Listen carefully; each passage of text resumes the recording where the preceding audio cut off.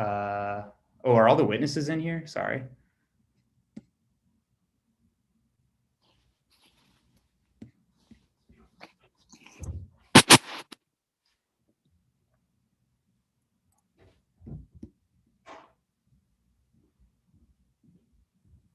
If you're a witness, could you please take yourself off mute and let me know you're here?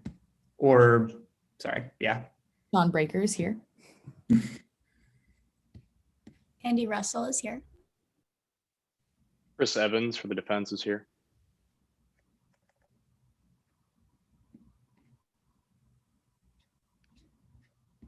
Is there supposed to be a fourth witness, or is that everybody? There should be Kelly Taylor as the fourth witness. Kelly Taylor's here. Okay. So if all the witnesses, judges, and competitors are here, if the witnesses and competitors, if you could please turn on your cameras at this time.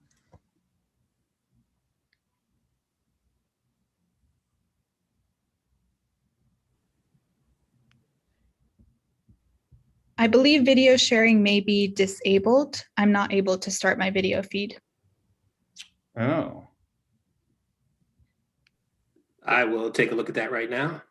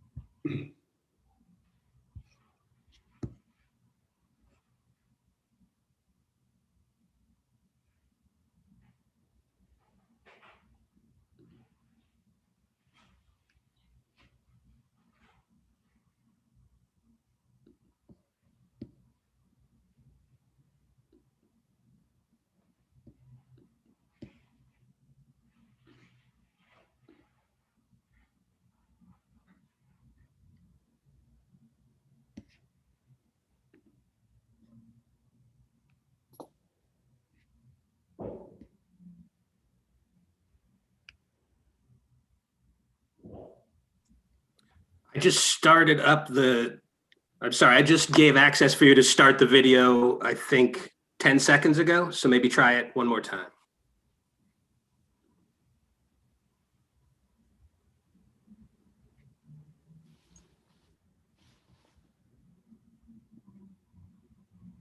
Great, thank you. Okay.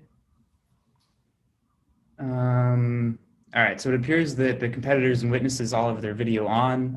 Judges, if you could please scroll through everyone and let me know if you recognize anyone. It's like a conflict check. If you recognize anyone, we have to shuffle some people around.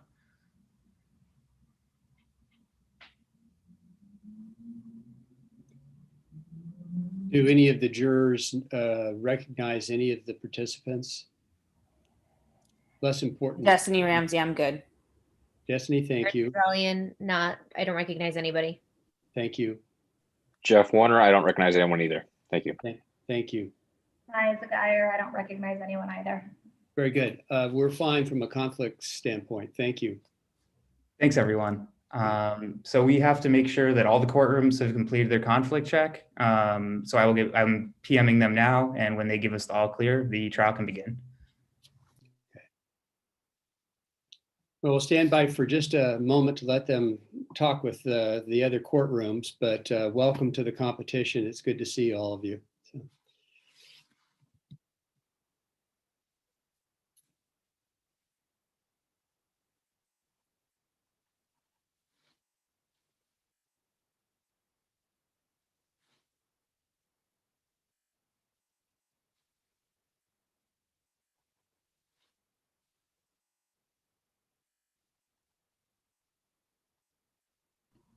All right, while we're waiting on the all clear, competitors, I will be giving you time signals in the chat when you're running out of time.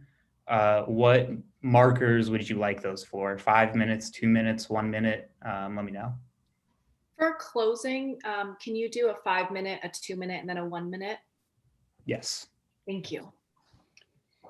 And would you all help me with the pronunciation of your names? I would really prefer not to butcher them. So why don't we start with Ms. Zuniga? Is that the way you pronounce that? Yes, that's exactly how you pronounce it. Okay, one for one. That's good. And who would like to go next? Plaintiff Nicola? Yeah, I can go, Your Honor. Tatiana Nicola. Nicola, thank you. Defense And- team? My name is Samantha Tuminello. Tuminello, thank you. Thank you. And Swapna Vitil. Vitil, thank you. This is Judge Ani Artsvalian. Ms. Zuniga, what's your first name? Courtney. Thank you.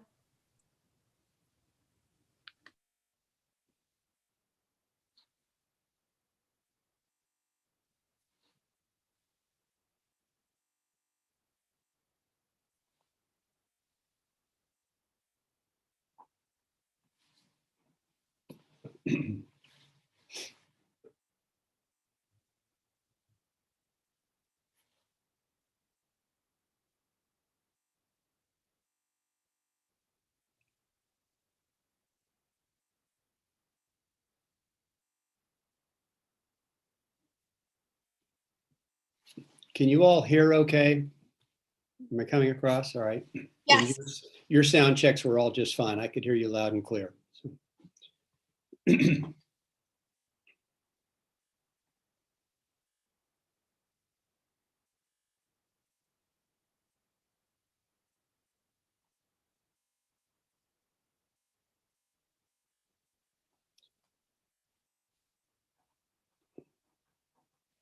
Just from a housekeeping standpoint, for the benefit of our scorers, who from each side will be giving openings and closings?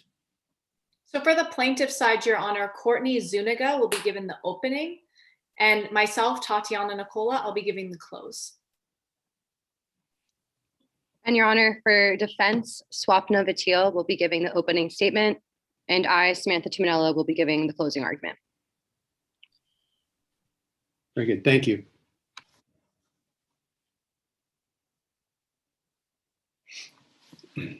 Sorry, one last request while we're waiting. So I just put in the chat for the competitors the correct name, team, and team number format. If you could adjust your name to match that, that would be great. Thank you.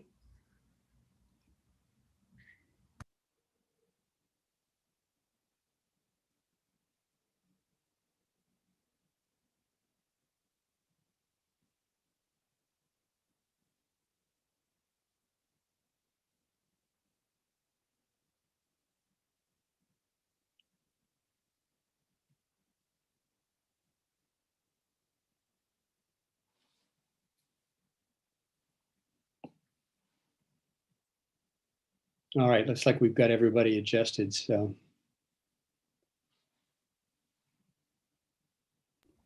We're still waiting on one of the other courtrooms. Hopefully that's wrapped up in about a minute here.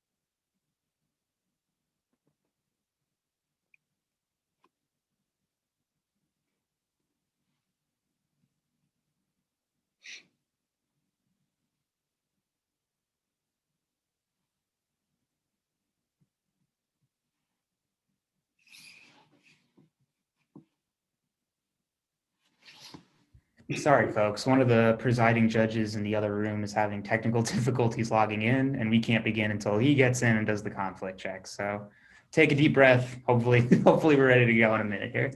I'll keep you posted.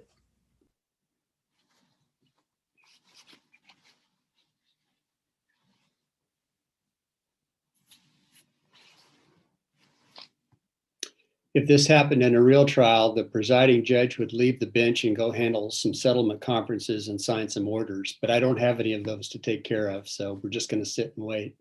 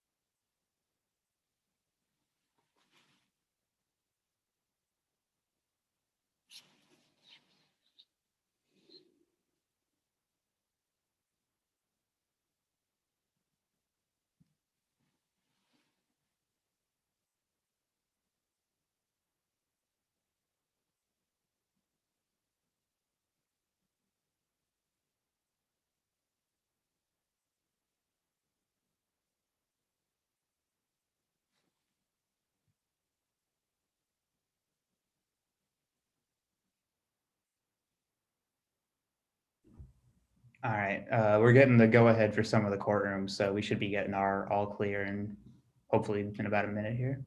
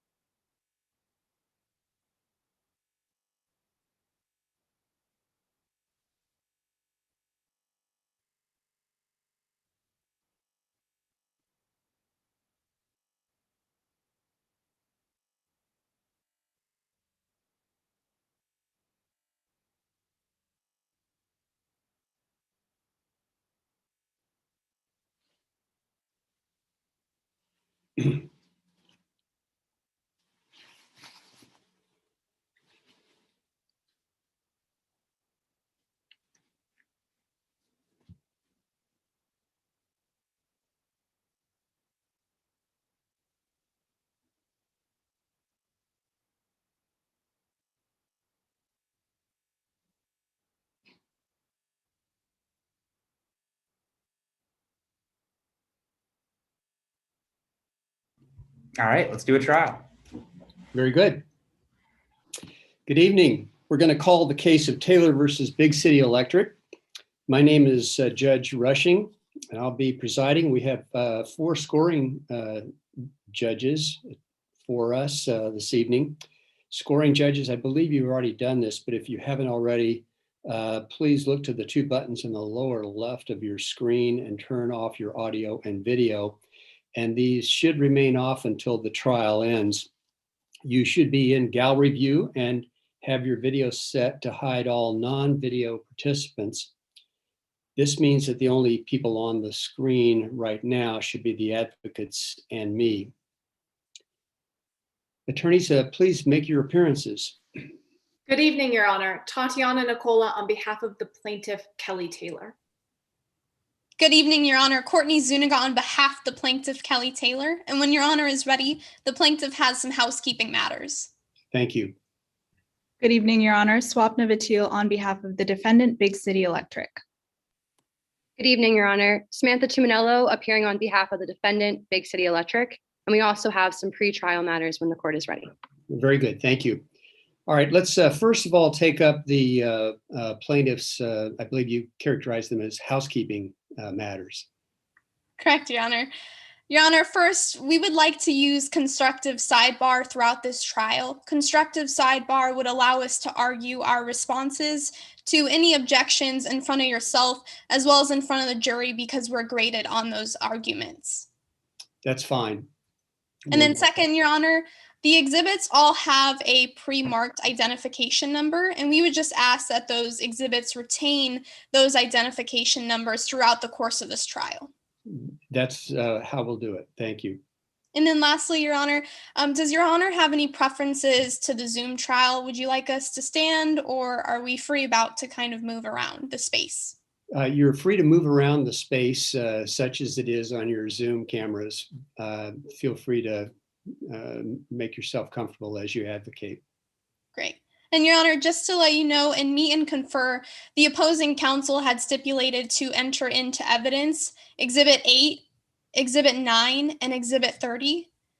And just so Your Honor has some background information, this case is about the Travis County fire that occurred on March 16th, 2017 that took the life of Timothy Taylor, the plaintiff's husband. And the plaintiff is bringing a negligence claim against the defendant, Big City Electric, for the negligent installation and maintenance of its equipment. And Exhibit 30 is a picture of the transformer jumper that is at issue in this case. And then Exhibit 8 is a picture of the Watson Ranch where the fire was located at. And then Exhibit 9, just for reference, is an image of a severed jumper wire. All right, thank you. Counsel for defense, you're comfortable with the stipulation of those into evidence, is that correct? Yes, Your Honor. And we also have two housekeeping matters and some stipulations to present as well. Okay. Anything else, ma'am? No, Your Honor. All right. Thank you very much, Ms. Zuniga. All right, let's take up the defense housekeeping matters. Yes, Your Honor. Just so the court is aware, per local rules, unless an attorney is actively advocating or objecting, their camera is to be off. So if you see us with our cameras off during the trial, we are still here. We're just not objecting or doing anything. And second, I would like to remind the court that this is a bifurcated trial. During meet and confer, we also discussed potential exhibits with opposing counsel, and they have stipulated to Exhibit 7, which for the court's knowledge is a video of Timothy Taylor driving into a field of smoke and into the grass fire that happened in this case, as well as Exhibit 8, which is the transformer jumper, which opposing counsel is admitting as well. All right, very good. Thank you. Are there any motions in limine that we should take up in advance of the opening of the opening statements and evidence? None from the plaintiff, Your Honor. Defense? Defense does have one motion in limine, Your Honor. All right, please go ahead. Alrighty. So defense moves to exclude Dr. Andy Russell from opining that Big City Electric failed to meet the standard of care in installing the subject transformer pole. Pursuant to Federal Rule of Evidence 702, an expert may offer an opinion only if the expert's testimony is based on sufficient facts and data, the testimony is the product of reliable principles and methods, and the expert has reliably applied those principles and methods to the facts of the case. Here, Dr. Russell has done no such thing. As an offer of proof, we anticipate that Dr. Russell will opine that Big City Electric failed to meet the standard of care in installing a transformer jumper. However, Dr. Russell has never worked for a transformer company, electrical company, has never installed a transformer pole, and most importantly, Dr. Russell doesn't once reference the National Electric Safety Code, which governs the appropriate standard of care in cases like this, nor does Dr. Russell disclose what standard of care Big City Electric actually breached.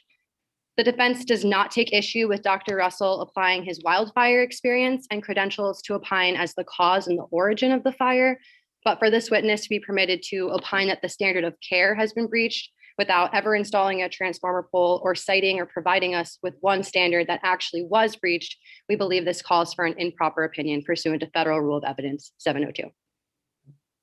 Response from the plaintiffs? Yes, Your Honor. Your Honor, Dr. Andy Russell's opinion on whether or not Big City Electric breached the standard of care is absolutely admissible under 702. Now, to give Your Honor some background about the technicalities of this case is about a fire that occurred on March 16, 2017, that took the life of Timothy Taylor, which is Let me stop you there. I have the court has made itself familiar, generally speaking, with the facts of the case and have read the transcripts of 4 depositions. I'm not the master of the facts at this point. We'll have to learn as we go, but you can dispense with some of the preliminaries. We have those under our belt. Perfect, Your Honor. Then I will just speak strictly on Dr. Andy Russell. Now, Dr. Russell was an expert hired by the plaintiff to give his conclusion and his opinion about whether or not the defendant was negligent. Now, as you will see through this trial, Dr. Russell is an expert in electrical engineering and wildfire investigations, specifically fire starting from electrical issues. She has her PhD in electrical engineering. She's been working for 20 years at a consulting company that investigates fires started by electrical issues. She's investigated over 120 fires. She's certified as a wildfire investigator. And most importantly, she knows the standard of care that electric companies like Big City are required to follow, specifically standards and guidelines that come from the RUS, which is the Rural Utility Services, and the NESC, which is the National Electric Safety Code. It is quite literally her job to review the NESC, those standards, and then to review the defendants and the standards that they used and compare them and then give an opinion in this case. And that's exactly what she did. Therefore, under 702, she's met all the requirements to be an expert witness and to opine on the standard of care that the defendant breached. Okay.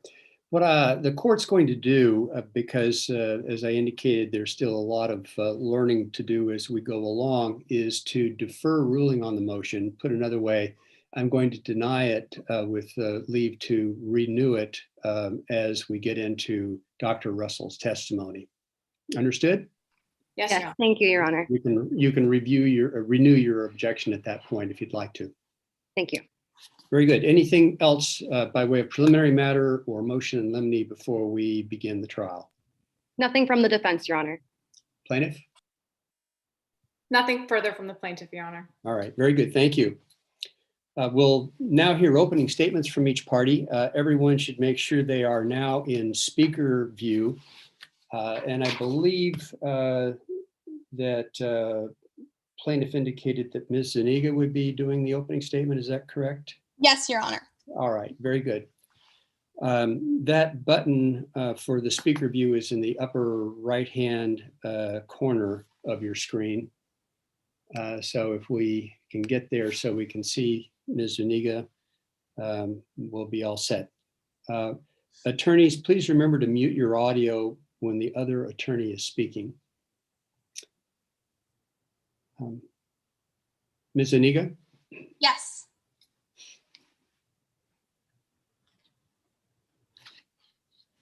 When a company installs electrical equipment with a dangerous amount of electricity running through it, they have a responsibility to install and maintain that equipment safely.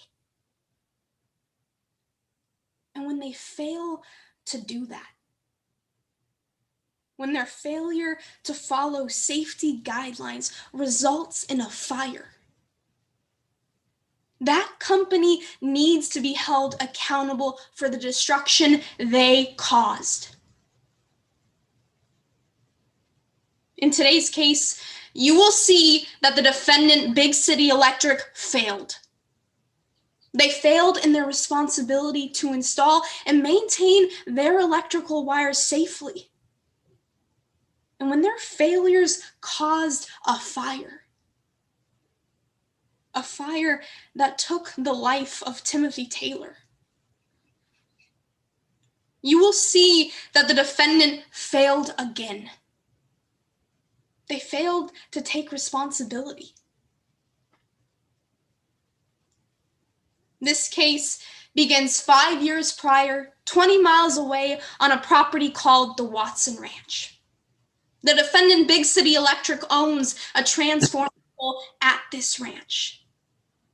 Here, what you're going to see is that this is the transformer jumper located at the top of the defendant's transformer pole.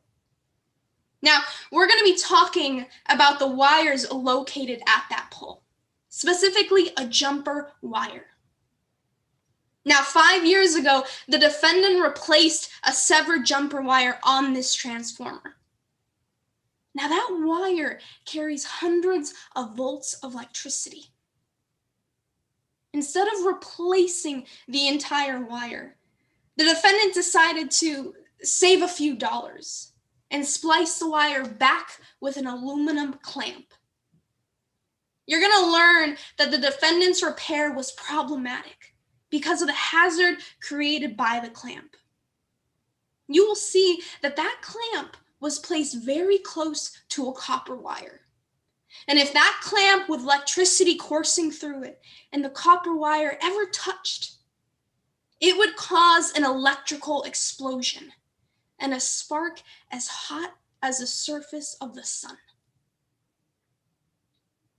The only thing the defendant did to protect that aluminum clamp and copper wire from touching was to place a small layer of tape between them. But years pass and the tape degrades. The evidence will show that the defendant does nothing to inspect the electrical tape, does nothing to replace the electrical tape, does nothing to maintain the transformer. And inevitably, the tape wears through and exposes the clamp. The copper wire and the clamp touch. An explosion occurs, and a hot spark ignites the grass directly below the transformer. That was March 16th, 2017, the day Tim Taylor died. On the morning of the fire, the plaintiff, Kelly Taylor, kissed her husband, Tim, goodbye as he got into his truck to drive to the local town. Within an hour of leaving, a massive wildfire ignites near their home. Kelly is the first to see the smoke, and as the smoke grows, she immediately calls her husband.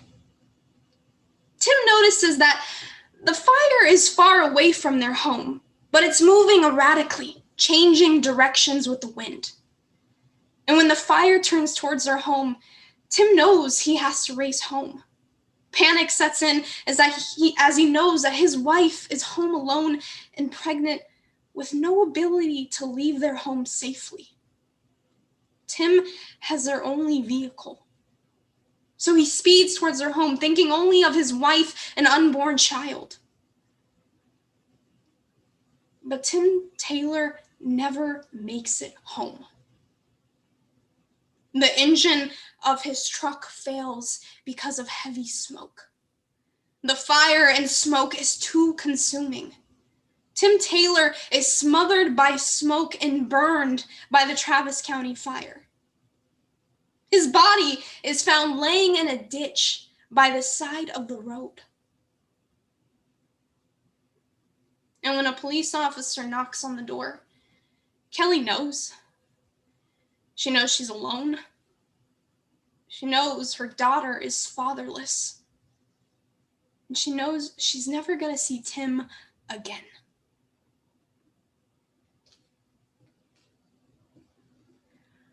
Today, we are going to prove to you that Big City Electric caused Timothy Taylor's death by negligently installing and maintaining their equipment, causing the fire. And we're going to do that by proving 3 facts. First, the defendant did not follow industry standards when they installed the jumper wire. You're going to hear from Dr. Andy Russell, an electrical engineer with 20 years of experience investigating electrical fires. She's going to tell you about that aluminum clamp the defendant installed on that Watson Ranch transformer. You will see that they installed that aluminum clamp right next to a copper wire. Dr. Russell will explain that putting that clamp there was dangerous, because if the clamp and the copper wire ever touched, they would explode. Second, we will prove that the defendant improperly maintained the jumper wire, which caused the fire.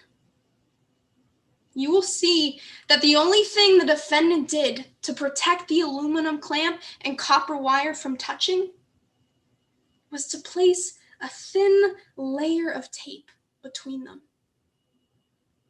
And you will learn that the defendant did not replace or maintain that tape for more than 3 years. And the tape wore down, allowing the wire and the aluminum clamp to touch. After the fire, Dr. Russell completed an analysis of the equipment on the pole.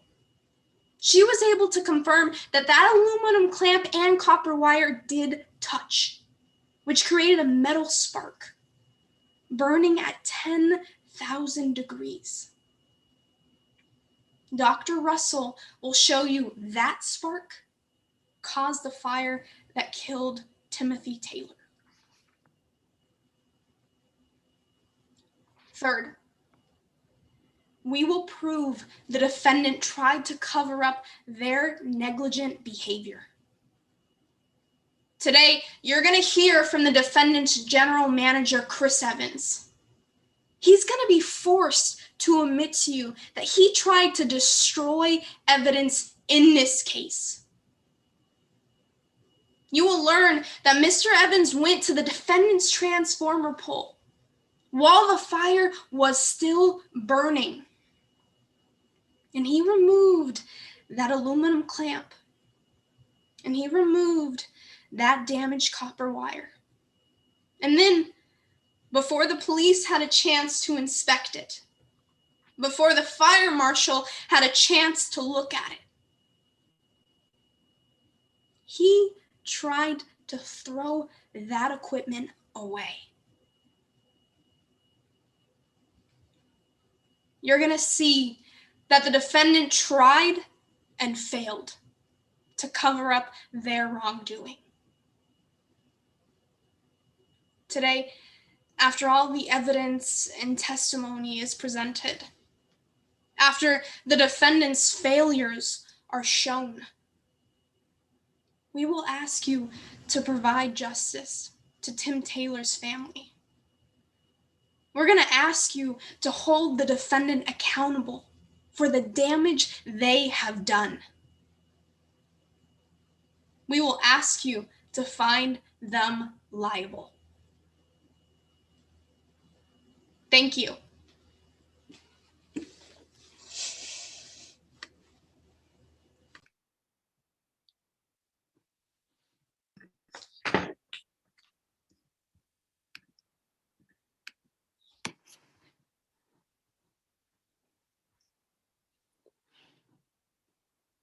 Your Honor, the defense is ready to proceed with opening argument. All right, Ms. Mathiel, would you proceed, please? Mr. Taylor's death is a tragedy. A wife grieving her husband's death, instead of celebrating the life of her new baby, is a tragedy. And when facing a tragedy like this, it's normal to want someone to blame. But members of the jury, you're going to see today that someone is not Big City Electric.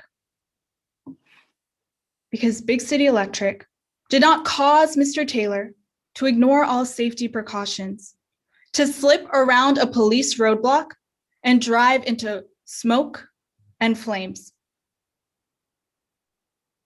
So while Mr. Taylor's death is certainly a tragedy, this tragedy was not caused by Big City Electric. Good evening. My name is Swapna Vatil, and I, along with my co-counsel, Ms. Samantha Tuminello, have the pleasure of representing Big City Electric. Now, when you hear the name Big City Electric, you may think of a major corporation, a corporation that provides electricity to major cities, when in reality, it's the opposite. Big City Electric is a small rural electric company. They take pride in providing quality electricity to small towns. You're actually going to hear from a representative of Big City Electric, Mr. Chris Evans. Now, Mr. Evans will tell you that he's Big City Electric's general manager, and he held this position on March 16th, 2017. Now, we're here today because there was a fire on March 16th. And over the course of this trial, you will hear likely and unlikely causes of the fire. But no one can tell you with certainty what caused this fire, because the truth is no one saw it start. In fact, the only eyewitness we have in this case is Mr. Evans. Now, Mr. Evans will tell you on the date of the fire, he was responding to a customer complaint when he got a call from a coworker.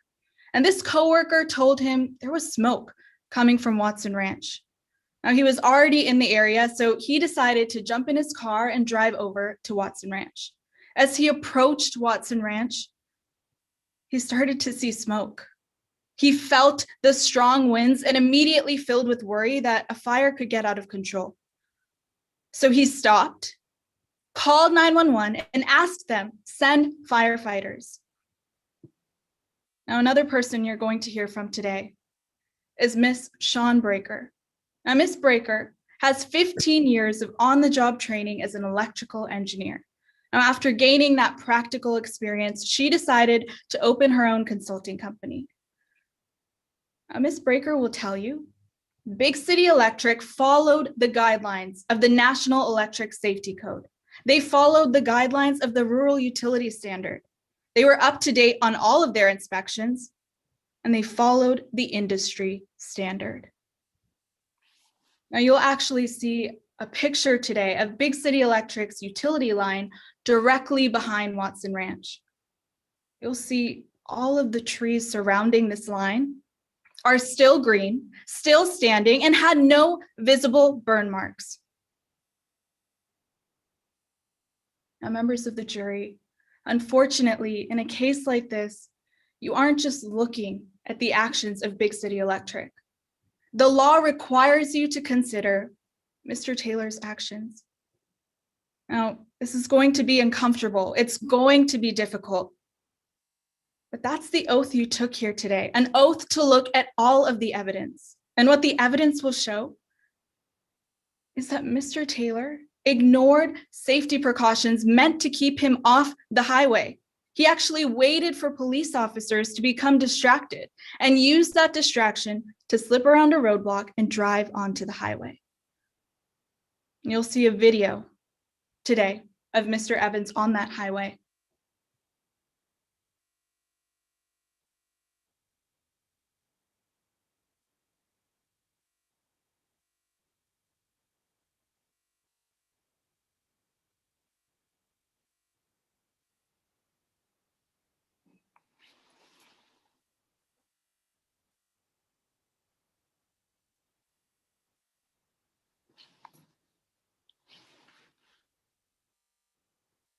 And in this video, you can see the trees are burnt to a crisp. You can see him getting closer and closer to this large cloud of smoke. And eventually, As he's about to enter the smoke, he says, "Here we go. I probably won't be able to see now." Members of the jury, Mr. Taylor knew he was driving into a dangerous and potentially life-threatening fire. He made the decision to keep going, knowing that it was dangerous. Now, Mr. Taylor made a lot of decisions that day, and his negligent decisions, the law refers to this as comparative negligence. We will be asking you to find Mr. Taylor negligent for his choices that day. And because of the decisions he made that day, Big City Electric cannot be held liable. At the close of this trial, my co-counsel, Ms. Tuminello, will stand before you. She'll review the law and the evidence. And what the evidence will show is that no one saw this fire start. Big City Electric was up to date on their inspections, and they followed the industry standard, which is why at the close of this trial, we ask you to find Big City Electric not liable. Thank you. We're going to pause for just a moment while everyone goes to gallery view and to allow the scorers to score the opening statements.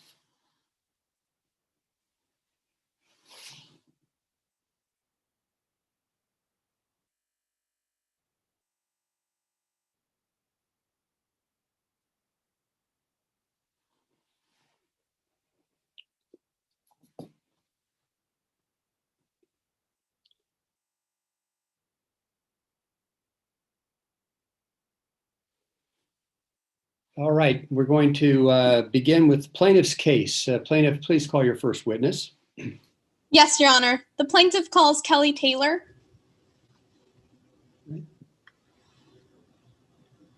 Ms. Taylor, would you raise your right hand, please? Do you swear to tell the truth, the whole truth, and nothing but the truth? I do. Thank you. Please proceed. Good evening, Ms. Taylor. Good evening. I want to start off and talk a little bit about your background. Where do you live? I live in Lone Star. And what brought you here to Lone Star? My husband, Tim. When did you meet Tim? It was right after I graduated college, 2013. Ms. Taylor, what was Tim like as a husband? He was the best. He was the love of my life, and I was so excited to get to start a family with him. Ms. Taylor, obviously we are here because of your husband's death. And I'm going to need to ask you some questions about that day. If at any time that gets too difficult or too upsetting, just let me know and we can take a break, okay? Yes, thank you.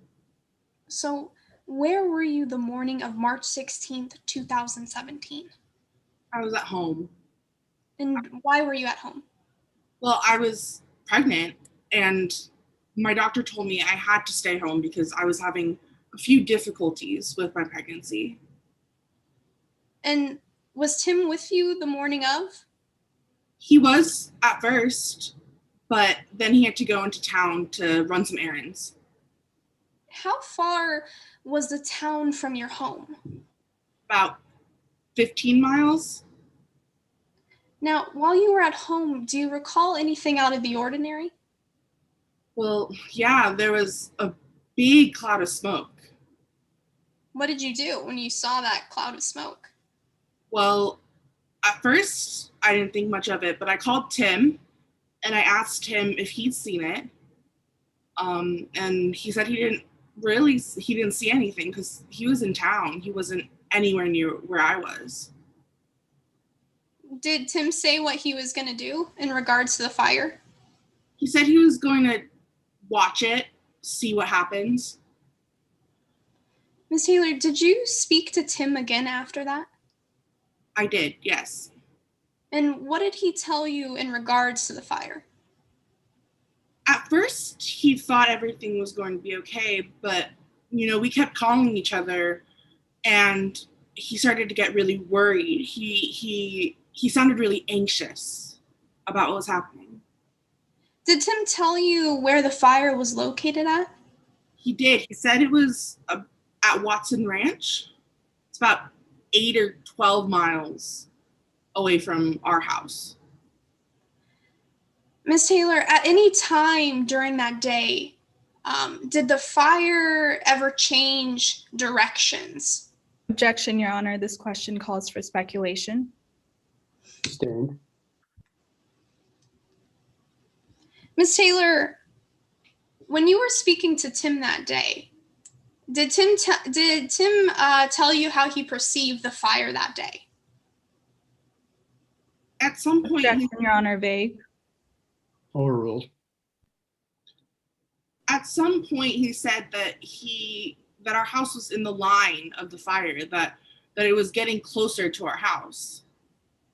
And when you learned this, how were you feeling? I was terrified. I didn't know what I was going to do. Did you tell Tim this? I did, yes. And how did Tim respond? He said he was going to try and get home. He started driving from town to get to me. Now, you mentioned that you and Tim were speaking on the phone that day. Did you and Tim have any other form of communication? We did, yeah. We texted a few times. And initially, was Tim responding to your text messages? He was pretty, yeah, he was. At any point, did he ever stop responding? He did. What did you try to do? I kept texting him. I wanted to see where he was. I had no idea where he was. So I just kept texting him, hoping he would respond. Did he ever respond? No. Miss Taylor, did Tim ever come home? No.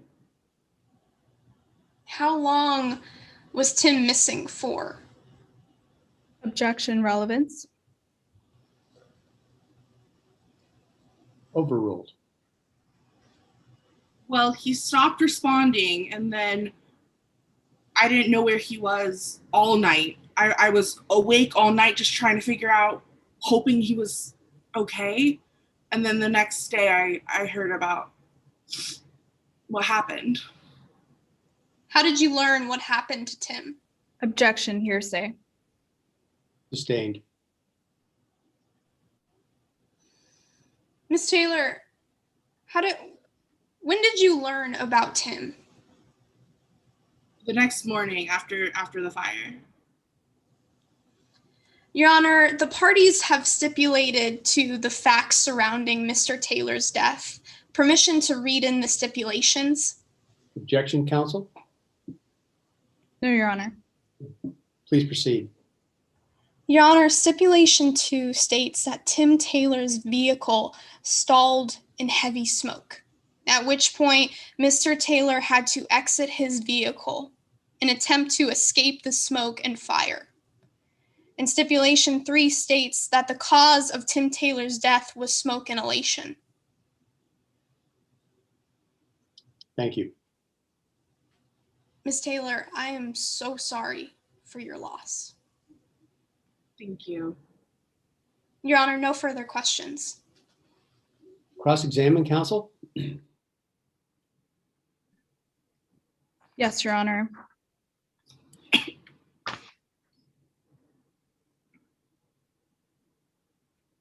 Ms. Taylor, again, I can't even imagine how difficult this must be for you. So if you need a moment at any point, just let me know. Thank you. Now, you mentioned on direct examination that you and your husband had a couple of phone calls, right? Yes, we did. And in one of those phone calls, he told you the fire department was on their way. He said he thought so. He thought the fire department would get under control, right? I think so. He actually told you specifically the fire department would get it under control, right, Ms. Taylor? I believe he did. And to your knowledge, the fire department never came to your house, right? Not that I remember. And you never received an evacuation notice, did you? Not that I remember. I'd like to talk to you about Mr. Taylor's decision to drive home. He drove home to you, right? He tried. And while trying to drive home to you, he took the highway, right? Yes, that's the road he normally takes to town and back to our house. Now, this is a road he normally takes, but it's not the only way, is it? No, but it's the easiest and it's the only way he ever took. Ms. Taylor, you said it's the only way he ever took, but you and him would actually take this back road on your weekend drives, right? Yes, but not to town. Ms. Taylor, I was only asking if you would take this back road. Yes. And he would actually use this back road to get around his uncle's ranch. Yes.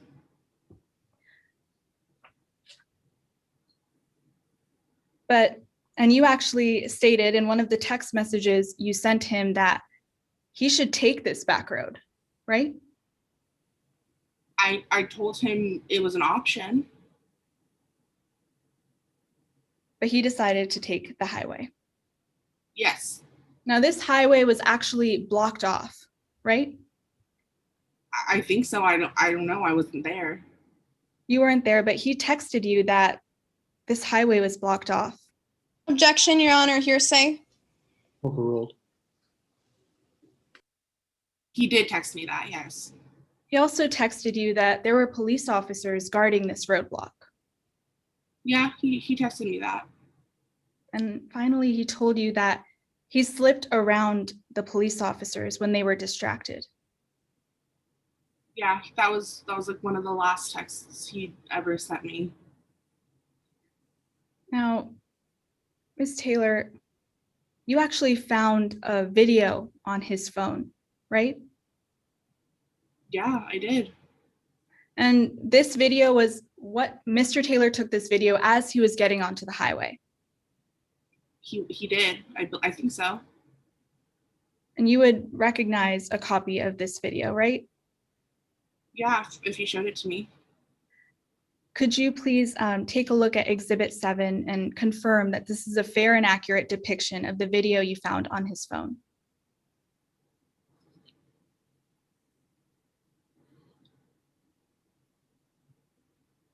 Is it supposed to be playing right now? No, do you have a copy of the exhibits in front of you? I do, yes. Yes. Just know when you're ready. Fair and accurate depiction, yes. Your Honor, at this time, the defense moves to admit what has been pre-marked as Court's Exhibit 7 into evidence. Objection from the plaintiffs? No, Your Honor. It will be admitted. Permission to publish and play for the jury. Permission's granted. Thank you, Your Honor.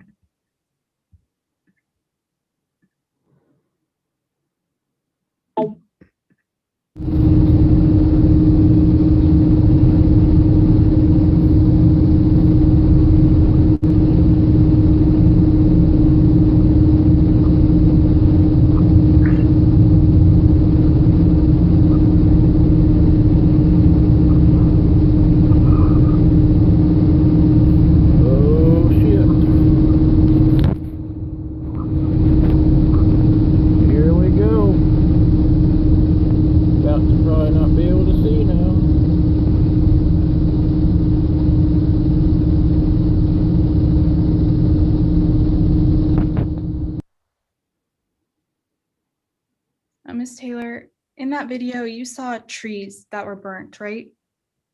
Yeah, on the sides of the road. And you also saw ash in that video? Yes. And in that 40-second video, you didn't see any other cars on the road, did you? None. Instead, Mr. Taylor was just driving towards a large cloud of smoke. Yeah, you could say that. And as he was driving towards it, he didn't stop. No. He didn't turn around. No. And at the end of that video, we actually heard him say, "Here we go. I probably won't be able to see now." Yeah. Thank you. Nothing further from this witness, Your Honor. Anything further from Ms. Taylor? Yes, Your Honor, redirect. Go ahead. Ms. Taylor, when did Tim use the back roads? Only when he was working on the ranch and only on our very few drives, just like leisure drives. And based on your belief, why do you think Tim took the highway? Objection calls for speculation. Sustained. Ms. Taylor, during the time you were talking to Tim, were you scared? I was. Objection relevance. My understanding is that this is a liability trial at this point, correct? Yes, Your Honor. Sustained. No further questions, Your Honor. Thank you. Ms. Taylor, you're excused. Plaintiff, would you like to call your next witness? Yes, Your Honor. The plaintiff would like to call Dr. Andy Russell.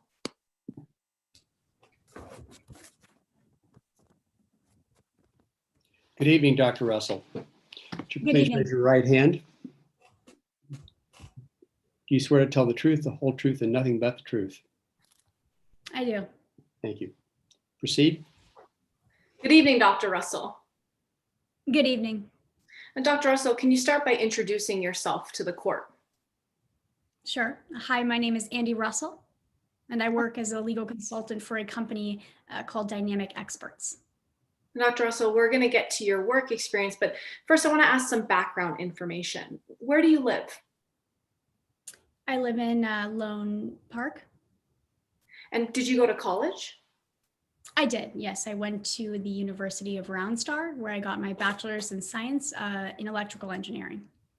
And did you pursue any more education after your bachelor's? Yes, I went to Lone Star A&M University, where I received my master's and PhD in electrical engineering. Now, earlier you mentioned that you are working for Dynamic Experts. After you finished college, did you start working for them? Yes, straight out of my PhD. How long have you been there for? Now it's been about 20 years. What exactly are your responsibilities at Dynamic Experts? So I specialize in wildlife fire investigation, and I've been doing that for my entirety of my time at Dynamic Experts. So I consult in cases where fires might have started due to an electrical issue. Okay, so just to clarify, you specifically look at wildfires that may have arisen from electrical issues. That's right. Now, how many wildfires do you think you've investigated over the course of 20 years? At this point, upwards of 100. And have you been investigating wildfires from electrical issues for the entirety of your time at Dynamic Experts? Objection leading. Overruled. Yes, I have. Have you been certified in any way as a wildfire investigator? Yes, I am a certified and practicing wildfire investigator. Now, when you're investigating a wildfire, are there any guidelines that you look towards? Yes, we look at several guidelines, specifically the Wildlife Fire Origins and Determinations Manual. And you mentioned that you consulted with litigating cases. Have you testified at trial before? I have, yes, dozens of times. Now, Dr. Russell, when you investigate a wildfire, what does that investigation consist of? Well, there are typically three main parts. I look at where a fire started, how it might have started, and why it might have started. To be more specific, I'm looking for the origin, the cause, and the source of that fire. Now, Dr. Russell, how did you get involved in this case? I was reached out to consult in this particular case 2 days after the fire took place. And what exactly were you asked to do? I was asked to investigate this fire to determine its cause. And to do that, I visited the scene as well as reviewed information that was provided to me by plaintiff counsel. And just to clarify, when you said that you investigated the wildfire, were you looking at the where, the how, and the why in this case? Absolutely, in every case. Now, you mentioned that you visited the scene. Beyond that, did you review anything in your investigation in this case? Yes, I looked at the report from the Forest Service, as well as photographs taken at the scene, metasurgical reports, as well as depositions of all the witnesses that were deposed for this case. In investigating this fire, did your education, your training, and your experience in fire investigations and electrical engineering help you come to your conclusion about where, how, and why the fire started? Objection, compound. It is, but it's harmless at this point as it's a preliminary matter. Go ahead. Absolutely.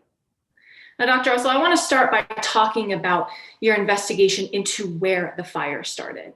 Now, when you go to a scene of a fire, what are you looking for to try and determine where a fire starts? So we look for things that are called fire indicators. These are anything we can find in the environment nearby that would indicate to us where a fire might have started and how it spread or moved after it started. You mentioned you went to the scene of this fire. Did you look for fire indicators in this case? Yes, I did. And did you find any? Yes, I found several indicators that led me to believe that the fire started at the base of the Big City Electric transformer pole. Now, Ms. Breaker, you also mentioned you were asked to determine how the fire started. So I want to talk about the how. In conducting your investigation and using your training and experience, did you come to any opinion of how the fire started on March 16th? Yes, I did. What was that opinion? I concluded that the fire started as a result of a collision between a copper wire and a transformer wire, in which an aluminum clamp that had been placed on the transformer wire came in contact with that copper wire, causing a spark. Now, Dr. Russell, should an aluminum clamp and a copper wire touch one another? Absolutely not. It's highly dangerous. Why is it dangerous? It's dangerous because it can cause a spark. Those two metals, when they collide, it causes a high temperature reaction in which fire can start if it comes in contact with something flammable. You mentioned a spark. What exactly is a spark? A spark is just a really hot piece of metal.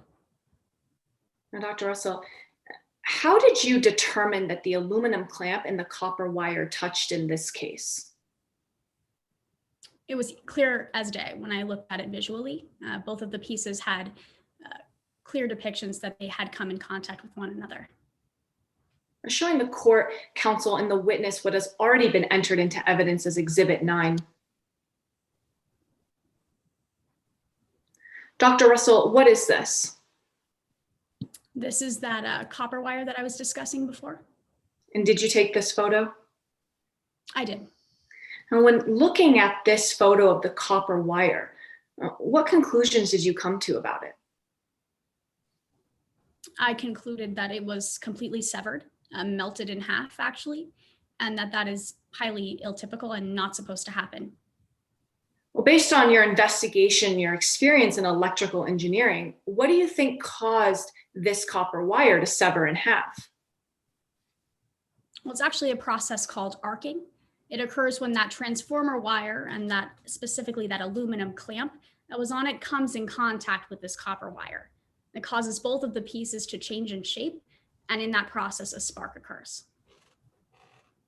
Now, Dr. Russell, last you mentioned you were asked to determine why the fire happened.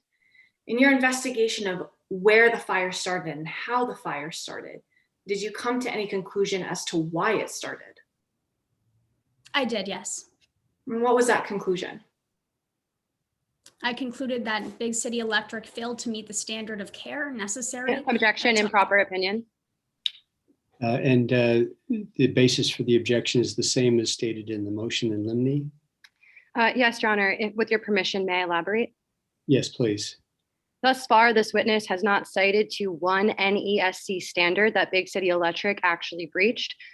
During motions in limine, opposing counsel did say that this witness relied on both the RUS standards and the NESC standards, but yet this witness has failed to testify to either of those standards or what specific code Big City Electric has breached. Thank you. Ms. Nicola, would you like to lay additional foundation on those points? Yes, Your Honor, I can lay additional foundation.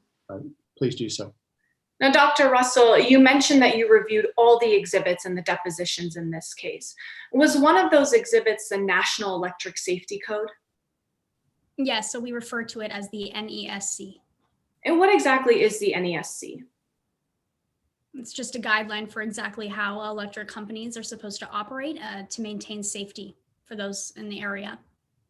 In addition to the National Electric Safety Code, did you also review the Rural Utility Services? Yes, I did. And what exactly is a Rural Utility Services? It's similar. It just discusses the guidelines that must be in place in order for companies to operate and how electricity and electric poles should be placed, maintained, and used. Now, when you looked at big cities' practices, did you compare their practices to the NESC and the RUS? I did, yes. And did you come to any conclusions on whether or not they followed the practices in the NESC and the RUS? I did. After comparing the specific practices that I saw in my visual examination and my 20 years of experience working in this field, I determined that Big City Electric failed to meet the standard of care necessary to maintain and operate this electricity. Objection, improper opinion. Overruled.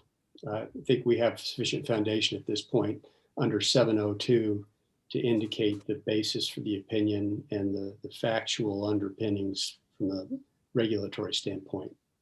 Proceed. And Dr. Russell, why did you come to the conclusion that Big City failed to adhere to standard practices? Well, there were several reasons.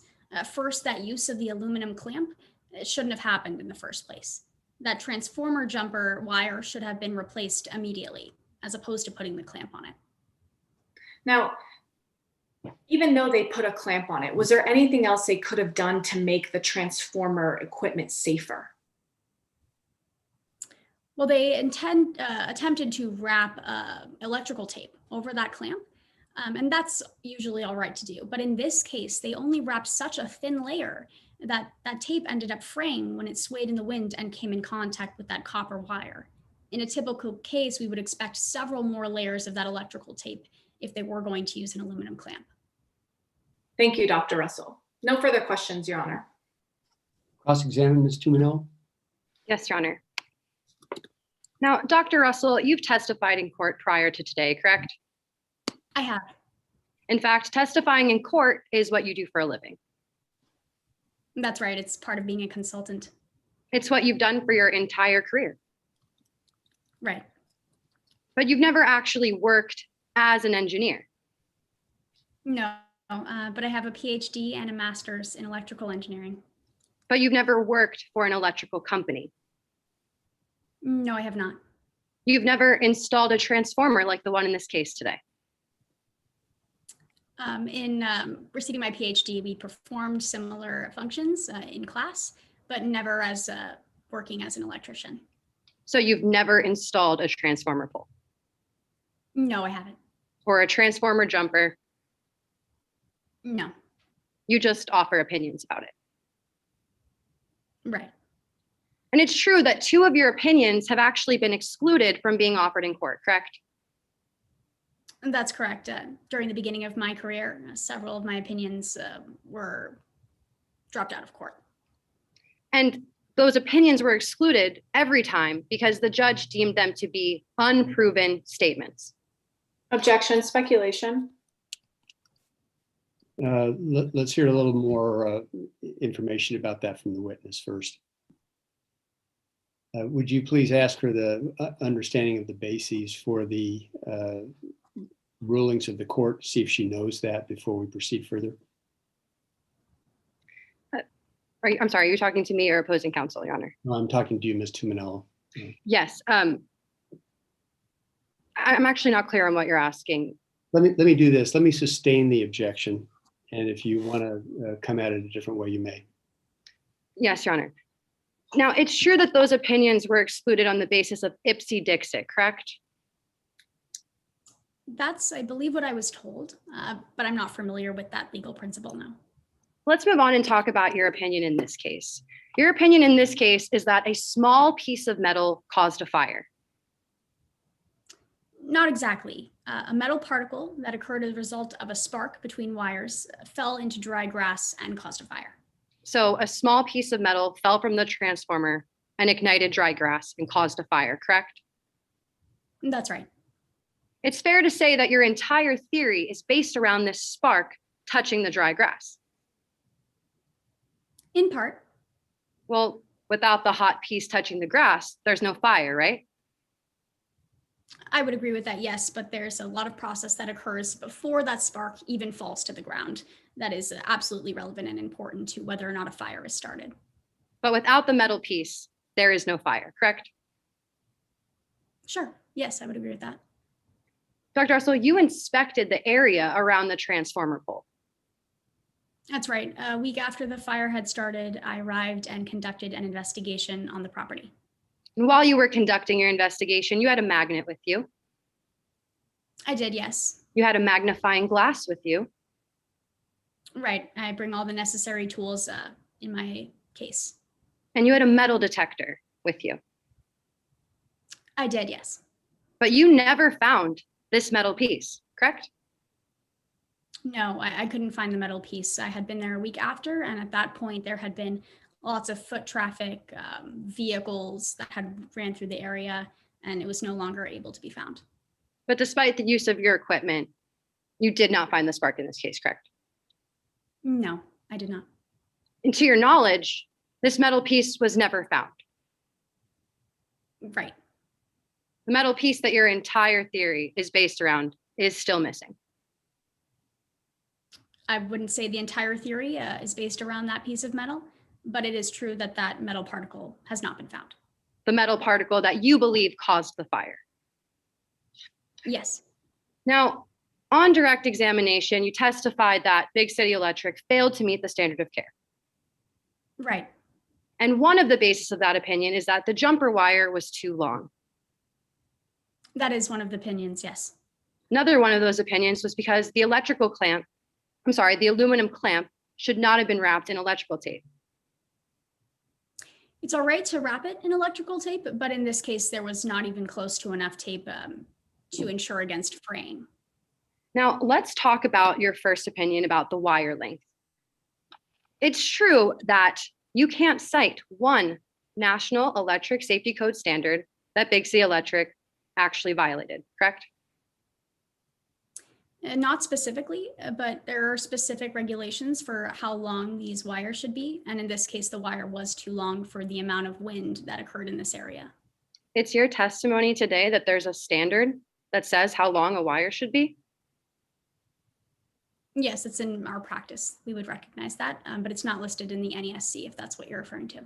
Well, you remember taking your deposition in this case, correct? I did. In that deposition, you were complete. Of course. You were accurate. Yes. And you didn't cite to one NESC standard about wire length. No, not in that deposition. And that's because there's actually no standard in the NESC regarding wire length. Isn't that correct, Dr. Russell? Right, not in the NESC. And you'd agree with me that Big City Electric can't violate a safety code that doesn't exist. I'm not sure what you mean by that. You'd agree with me that Big City Electric can't violate a standard that doesn't exist. No one can violate a standard that doesn't exist. Now, it's true that when you visited the scene, the jumper wire had been repaired. Right. Which means that you didn't see the jumper wire while it was attached. No, I saw all the pieces after they had been taken away from that pole. Which means it was not possible for you to see that wire swing, correct? No, I hadn't been there before the fire. You never reviewed a report saying that the wire was swinging. No. You never saw a video of the wire swinging. No, I did not. You never saw the wire swing at all. No. Now, when you visited Watson Ranch, you had to take the road that directly led to it, correct? I believe that's the road I took. I'm not super familiar with the area, but I believe so. On the road that you took, the trees were covered in ash. That's right. They were black. A bit. This was a week after, so a little bit of it had blown away due to the winds. But they were yes, there was charred. a bit. I'm sorry. Sure. They were Yes. charred. And there were no leaves on those trees, correct? No. Now, you testified on direct examination that there were fire indicators at the base of the big city electric pole. Right. Now, you would recognize a picture of the big city electric pole if you saw it, correct? Yes, I would. Do you have a binder of it? Oh, I'm sorry. Your Honor, permission to publish what's been previously admitted into evidence as Exhibit 8. That has been previously admitted, so yes, you may publish it.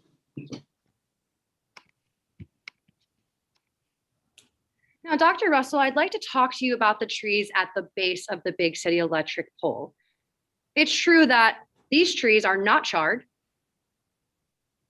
That's right. They're not black. That's also right. And they're full of green leaves. Yes. And that's true, despite your theory saying that there were fire indicators at the basis of this pole. Right. Those fire indicators led me to believe that the fire actually progressed towards the right of your screen, which is in the north direction. But it's true that the trees that you saw on your way to Watson Ranch were very far from the fire, correct?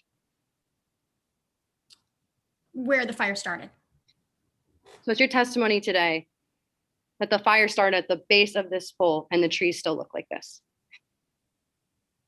Yes, it is. Okay. Now, you stated previously that you believe the fire started at the base of the pole because there was simply no evidence that it could have started from anything else. That's right. I mentioned that in my deposition.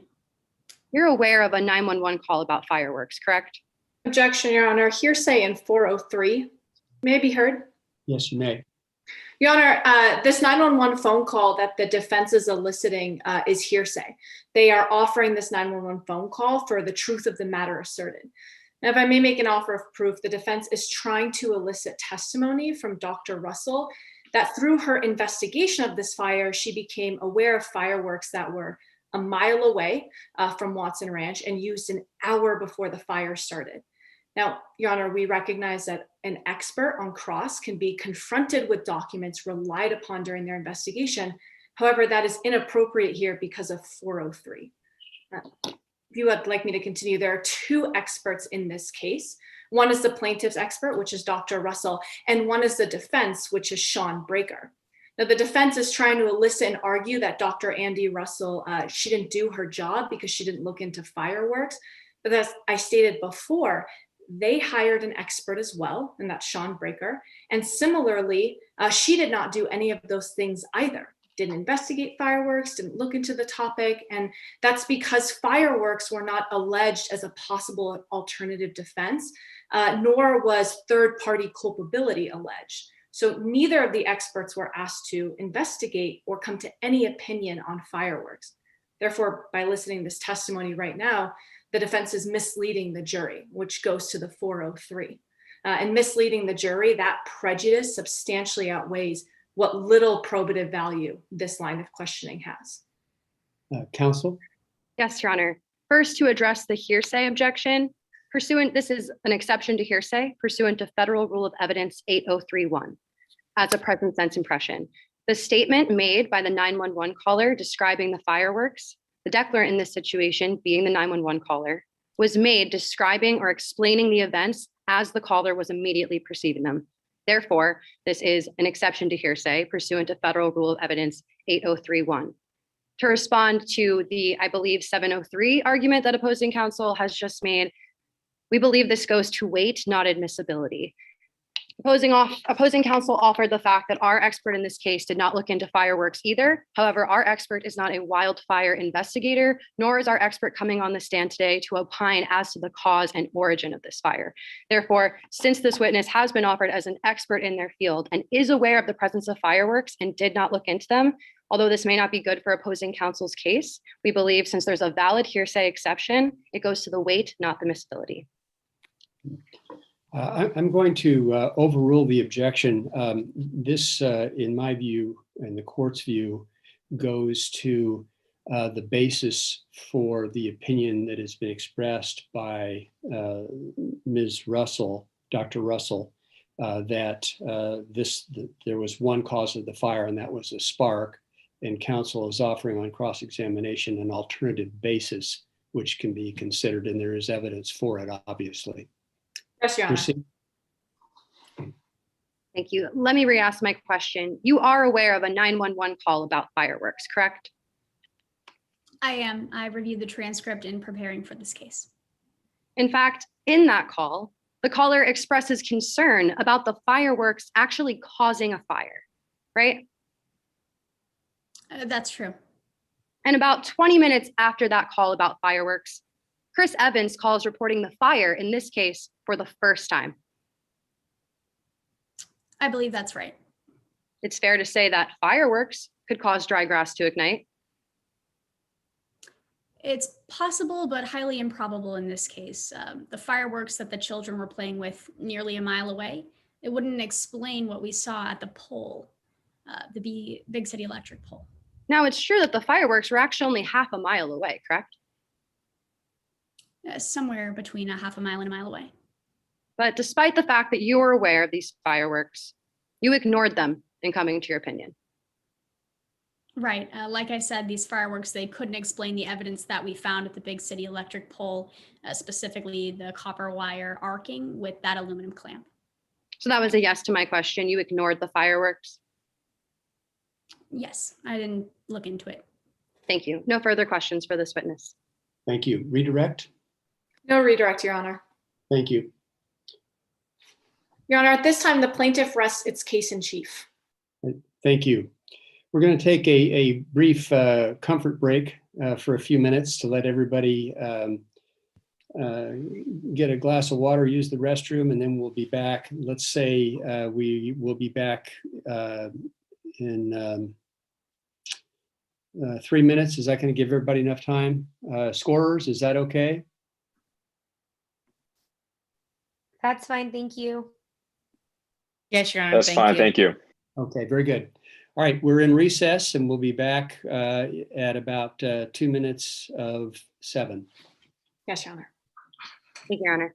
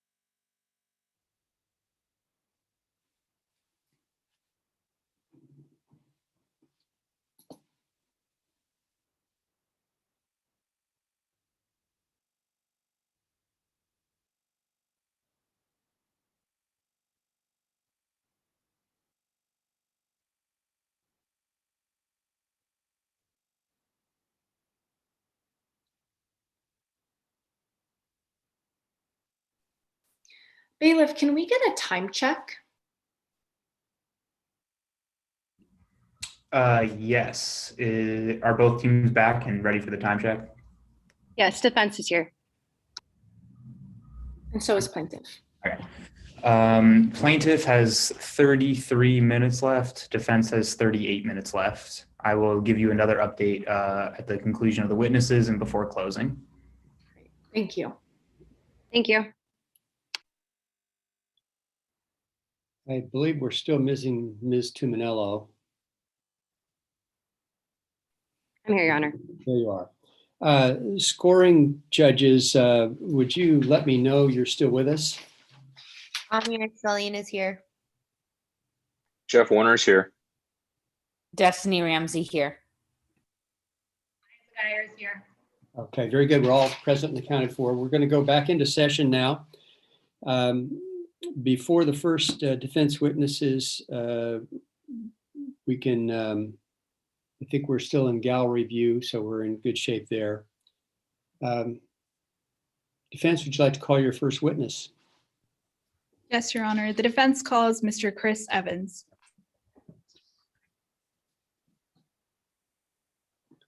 Mr. Evans, welcome. Would you raise your right hand, please, to be sworn? Do you swear to tell the truth, the whole truth, and nothing but the truth? I do, Your Honor. Thank you. Proceed. Good evening, Mr. Evans. Could you start by introducing yourself to the jury? Good evening. My name is Chris Evans. And what do you do for a living, Mr. Evans? I am the general manager for Big City Electric Cooperative. And how long have you held that position? I've been general manager for 5 years now. Now, Mr. Evans, I want to now talk to you a little bit more about your company, Big City Electric. What is Big City Electric? Big City Electric is an electrical cooperative. We're an electrical company here in Lone Star, but contrary to the name, we actually focus on the rural community here in Lone Star, servicing ranchers, farmers, people like that.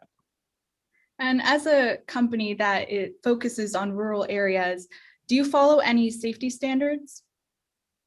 We sure do. What are The those? standards are the Rural Utility Standards, the RUS. Can you tell us what the RUS is? Yeah, they're standards that are standard in our field, and we follow the guidelines there. The standard for checking and making sure that our lines are up to date we call for an inspection once every 3 years. And does Big City Electric follow that standard rigorously? Absolutely. The ensuring that our community is safe is our #1 priority. And specifically, did they follow that standard on the Watson Ranch line? Absolutely. Now, I want to talk to you about why we're here today, March 16th, 2017. Can you tell us how you first learned about a fire? Sure. I remember on that day, I was actually responding to a call in the area, and one of the employees at Big City told me that they saw smoke. And once an employee told you they saw smoke, what did you do after that? Well, since I was already in the area, I jumped into my truck and drove right over to see what was going on there. And once you arrived at Watson Ranch, what did you see? I remember seeing flames and smoke, mainly coming from the bar ditch, the area in between the road and the Watson Ranch. And once you saw this smoke and flames, what did you do after that? I was actually really concerned, so I figured I'd call 911 right away. And how did 911 respond to your call? I spoke to Objection, them. Your Honor, hearsay. I'm going to sustain the objection. Are you asking the witness? Let me ask you a question. Are you asking the witness what 911 said to him? Yes, Your Honor. May I Right. be heard? Yes, please. We are not offering, as an offer of proof, this witness, I believe, will testify to two things. First, that the 911 dispatcher informed him that the fire trucks were actually on their way once he asked for that. And then secondly, the 911 dispatcher actually asked if he was calling about fireworks. As to the first statement, we are not offering that for the truth. We are offering it for the effect on the listener, meaning Mr. Evans, once he heard that the fire department was on their way, he was relieved. And the second statement, as to what conversation he had with the dispatcher, this statement is actually, it was a question posed by the 911 dispatcher, and therefore it's not a statement under Federal Rule of Evidence 801 and doesn't qualify as hearsay.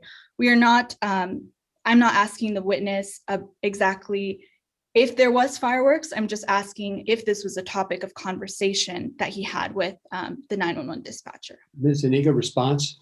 Yes, Your Honor. This statement is hearsay.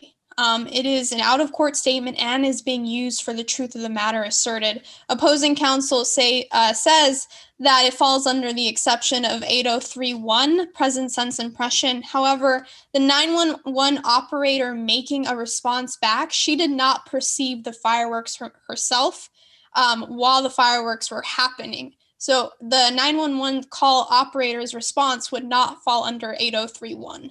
All right. So what we're going to allow is the portion of the discussion with the 911 operator regarding the presence of the fire engines or the fire engines being on their way, but not the fireworks portion. Okay. Thank you, Your Honor. Proceed. Mr. Evans, I'll go ahead and repeat my question. What did the 911 dispatcher inform you once you told them there was a fire? I was relieved to hear that help was on its way. She said that fire trucks would be over very soon. Now, after they told you that the fire department was on their way, did you stay in the area? I sure did, yes. Why? Well, like I said, here in Lone Star, we have such a tight-knit community, and I've been working at Big City for a long time, so I wanted to ensure that our community members were safe. And after you stayed in the area, what did the fire eventually go out? It sure did. I watched the fire die out after the fire trucks had left, and I figured it was safe now. Now, you said the fire trucks left. Did you mean that after the fire chief inspected the area? Correct. I watched the fire chief leave the area, and that's when I knew the area was safe. And what did you do after the fire burnt out? Well, since there was a fire raging near where one of our transformer poles are, I figured I'd check our equipment. I checked the equipment, and then I promptly left. Thank you, Your Honor. Mr. Evans, I've completed my direct examination. All right, very good. Ms. Zuniga, do you have a cross-examination for the witness? Yes, Your Honor. Good evening, Mr. Evans. Good evening. You have worked for Big City Electric for 25 years. That's right. Now, you're the general manager of this company. That's correct. Now, as general manager, your job is to oversee all of the company's safety protocols, right? That's part of my job, yes. So part of your job would be having the responsibility to make sure your equipment is installed safely. To ensure that we're abiding by the standards, yes. And it's your responsibility to make sure your equipment is running safely. I would say so, yes. It's your responsibility to make sure your equipment is maintained safely. Yes. Because if your equipment is found to be unsafe, you're responsible for that, right? That's not the only reason. I'm looking to ensure that the community is safe. Besides the community, you're still responsible, though. That's right. Now, Mr. Evans, you're aware that we're here today because of the fire that started at the Watson Ranch. That's correct. Now, Mr. Evans, you're familiar with the Watson Ranch, correct? I sure am, yes. On the day of the fire, you were actually in the Watson Ranch area. That's right, yes. In fact, you were in the Watson Ranch area because a customer had reported their power was out that day, right? Objection, relevance. Overruled. Mr. Evans, would you Can like you me? re-ask the question? Yes. You were in the Watson Ranch area on the day of the fire because a customer had reported their power was out that day. Yeah, I remember I was on a call. Yes. And that was the call you responded to, correct? I was responding to it. Yes.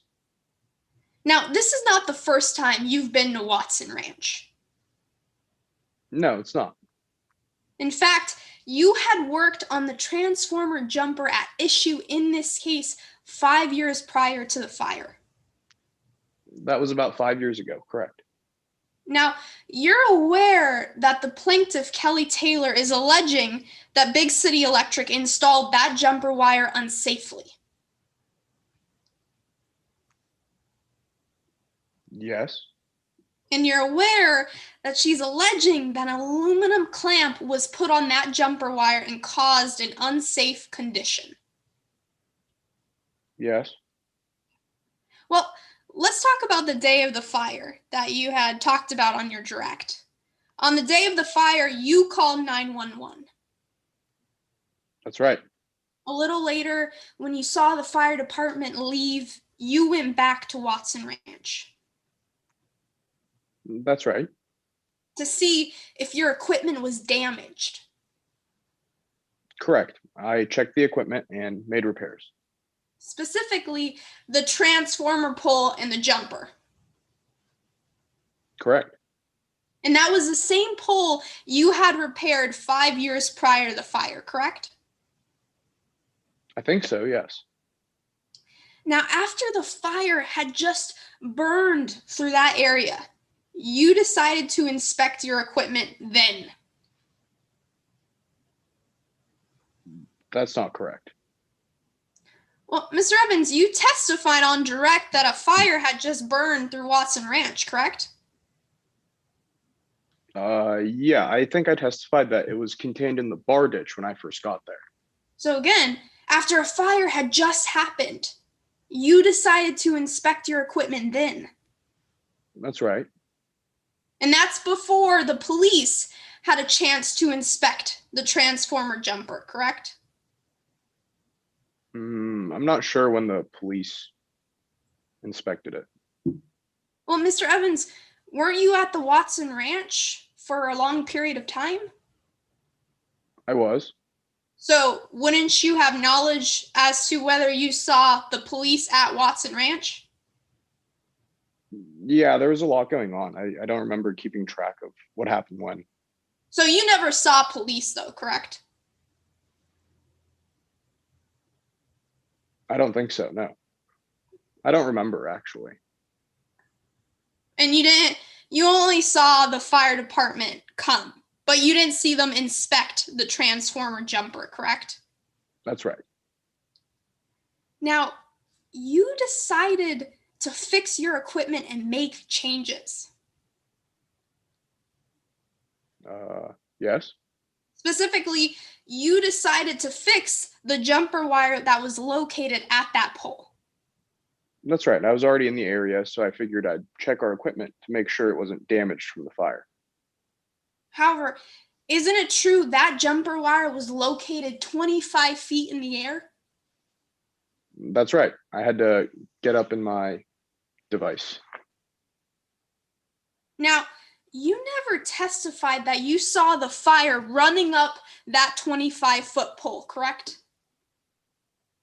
I did not, no.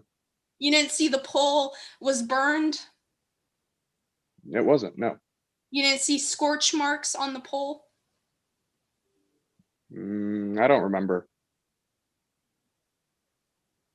So, Mr. Evans, the fire didn't damage your equipment on that day, correct?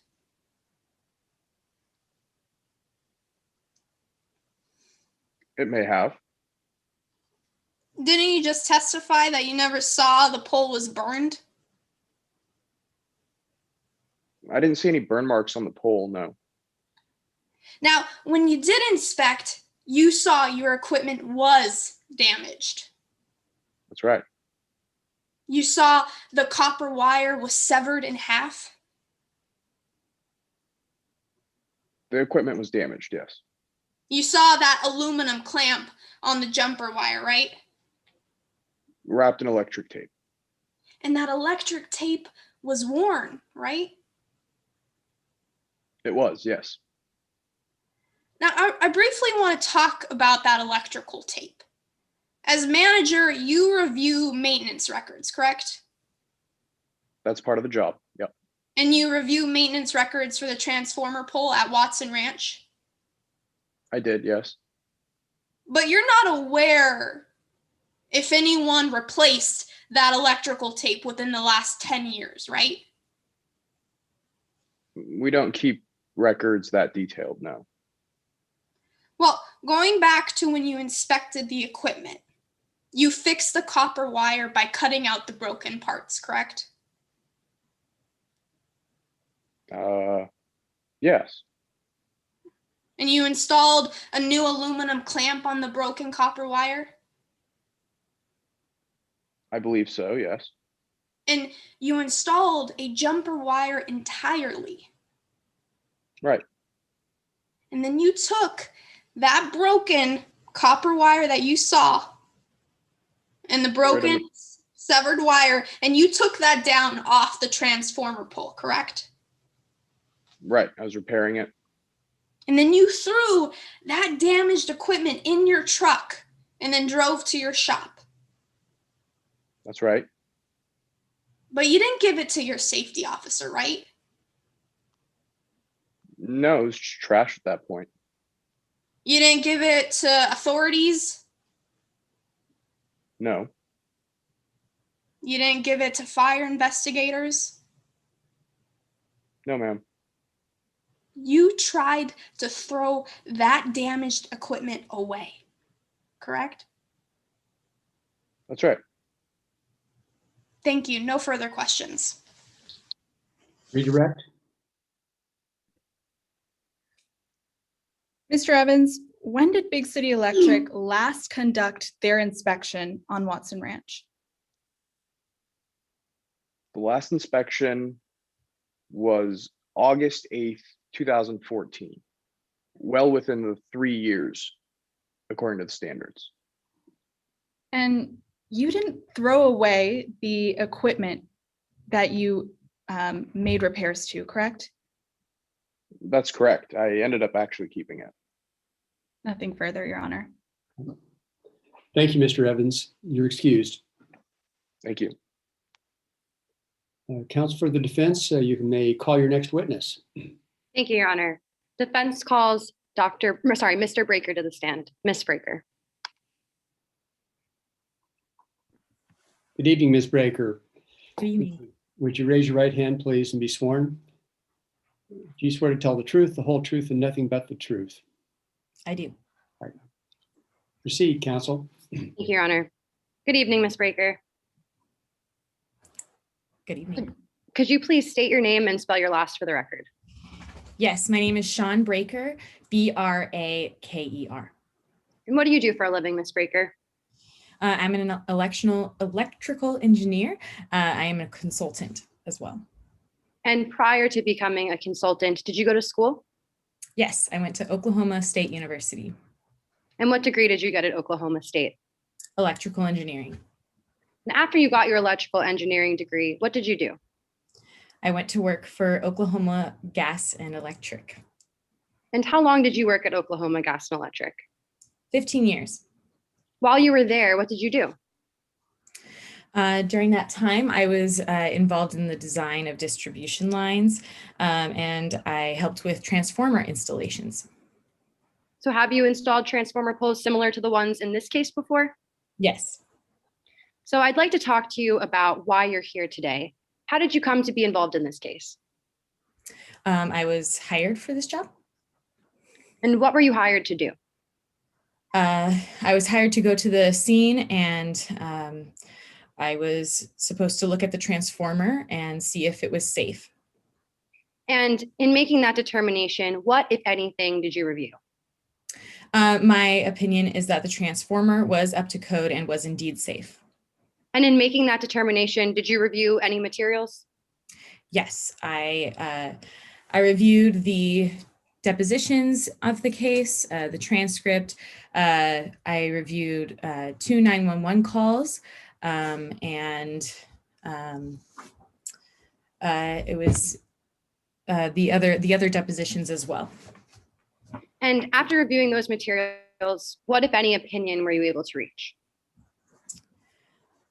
I believe my opinion was that unfortunately Andy Russell was incorrect in his in what he found in his research, and that the transfer jumper was not too long, and that the transformer. Sorry, Ms. Spraker, if I may refocus the question briefly. Did you come to the opinion that the jumper cable in this case was safe? Yes, and it was okay. Let's break down that opinion. So you testified that you reviewed Andy Russell's report. Dr. Russell claimed that the transformer jumper in this case was too long. Do you agree with that opinion? No, it was not too long. And why do you believe that? I believe that because in the National Electrical Safety Code, we also call it the NESC, that is what guides what is reasonable and safe in these types of situations, and there was no standard for the length of a transfer jumper. Is there any type of requirement stating what a transformer needs to be able to do? I believe there is just that it should be safe enough to withstand the winds. And based on your experience installing transformer jumpers like these, was this one able to withstand the required amount of wind? Yes, and I've installed these many times, and with all of my years of experience, I do believe it was safe. Now, Dr. Russell also took issue with the use of electrical tape in this situation. Do you believe that that was a safe practice? Yes, I do believe the electrical tape was a safe practice, and that it was safe to put it around the clamp and the wire. I also actually created an exhibit before coming to trial to help assist with my testimony on this issue. And would you like to reference that exhibit now? Yes, please. Your Honor, with the court's permission to publish Exhibit 33, which has been shown to opposing counsel during our meet and confer. Objection, counsel? Yes, Your Honor. The foundation for the exhibit, it was shown to us, but I specifically told opposing counsel I would object if the foundation was not laid for this exhibit. I don't know what's on it. I don't know what numbers are on it, where she got those numbers from. Okay.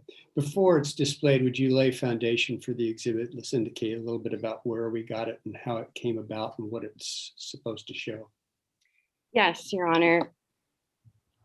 So, Ms. Spraker, when you attended your deposition in this case, you offered some numbers regarding electricity jumping. Could you please explain how you became aware of the rate at which electricity jumps? I believe it was in the NESC. And well, my knowledge and my experience showed me that the voltage was not high enough. Ms. Spraker, when you install transformer poles like these, is it important for you to be aware of what type of electricity is going through these cords? Yes, and how much electricity and the voltage and everything, yes. Is it important for you to do your job to understand how much it would take for sparks to jump? Yes, exactly. And in your 15 years of installing these transformer poles, were you careful to make sure that based on this equation, you did not violate it by creating things where cords could actually jump? Correct. Your Honor, at this time, permission to publish Exhibit 33, which as an offer of proof is just the standard calculation that it takes for electricity to jump in these jumper cables. Go ahead and use the exhibit. Thank you, Your Honor.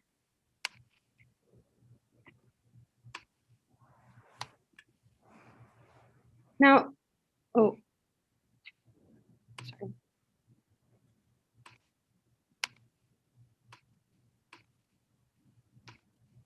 Now, can you see the exhibit on the screen?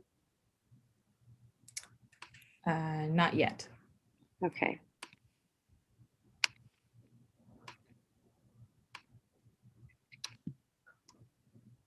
Can you see it now? Yes. Thank you. Now, I'd like you to discuss what the general rule is when you're dealing with electricity jumping in this case. Yes, so the general rule, being aware of the voltages and the after investigating the transformer jumper, the electricity needed to jump 1 inch is it needs to have 84,000 volts. So that's the general rule. Sorry, thank you. And when you visited Big City Electric scene and looked at their jumper cable, how did you apply the general rule to the facts of the Big City Electric situation? Yes, I found for Big City Electric that it would not be possible for the transformer to jump with that amount of electricity and voltage in the jumper because it was only 120 volts, where the jumper cable only was 4 inches away from the ground wire. So 120 volts is a lot less than 84,000, and it would need 336,000 volts to jump. And to be clear, how many voltages did the electrical cable in this case have? 120. Thank you. Your Honor, at this time, permission to admit Exhibit 33 into evidence. Objection, counsel? No objection, Your Honor. It'll be received. Thank you. Now, Ms. Breaker, you mentioned earlier that you reviewed 2 911 calls. What was the first one about? It was about fireworks that were going off near the ranch. They were saying that there were kids playing with fireworks. And what, if anything, about that call was significant to you? It was that the caller themselves, the caller himself, expressed concern that the fireworks would cause a fire. And the second call, what was that regarding? The second caller was Chris Evans, and he was reporting the fire for the first time. And I think the significance with that is that it was only made 20 to 25 minutes after the call about the fireworks. Thank you for your time, Ms. Breaker. No further questions for the witness at this time, Your Honor. Thank you. Cross-examine, Ms. Nicola. Yes, Your Honor. Good evening, Ms. Breaker. Good evening. Ms. Breaker, your consulting firm was hired by the defense in this case, right? Correct. And specifically, you were hired to look at the cause of the fire that occurred on March 16, 2017. Yes. And your ultimate conclusion is that the people who hired you were not responsible for the fire. I wouldn't say that. Well, you concluded that the aluminum clamp and the copper ground wire that had sparked together were not the cause of the fire, right? Yes, I apologize, yes. And the aluminum clamp and the copper wire, they were installed and maintained by Big City? Yes, they were. And in coming to that conclusion, you looked at some physical evidence, right? Correct, yes. You were made aware through your investigation of a transformer pole on Watson Ranch where the fire started. Yes. And so you looked at that equipment on the transformer pole. Yes, I did. Now you looked at that equipment to determine whether or not that equipment was safe, right? Yes. And do you think it was safe? Yes, as I said before, I do think it was safe. Right, you think it functioned exactly as it was supposed to? I think it was up to standard. So it functioned exactly as it was supposed to? I suppose so. Your Honor, showing the witness and republishing to the jury what has already been entered into evidence is Exhibit 9. Ms. Breaker, that's not supposed to happen, right? Correct. This is the copper wire that you examined on top of that transformer pole? Yes. It is sliced down the middle. Yes, it is. It has literally been melted in half. Right. And that copper wire melting in half, that's not supposed to happen. Correct. Now, this wire was located on top of that electrical transformer at Watson Ranch, right? Right. And part of your investigation was determining how this happened. Right. In your investigation, you found that the wire got severed when it came into contact with an energized aluminum clamp. Yes, but as I said in my statement, I don't know when that could have happened. Right. Now, Ms. Breaker, Chris Evans responded to a power outage on March 16, 2017, right? Yes. And then on March 16, 2017, there was a fire, right? Correct. Now, Ms. Breaker, that aluminum clamp, the defendant put that clamp on that transformer pole, right? Yes.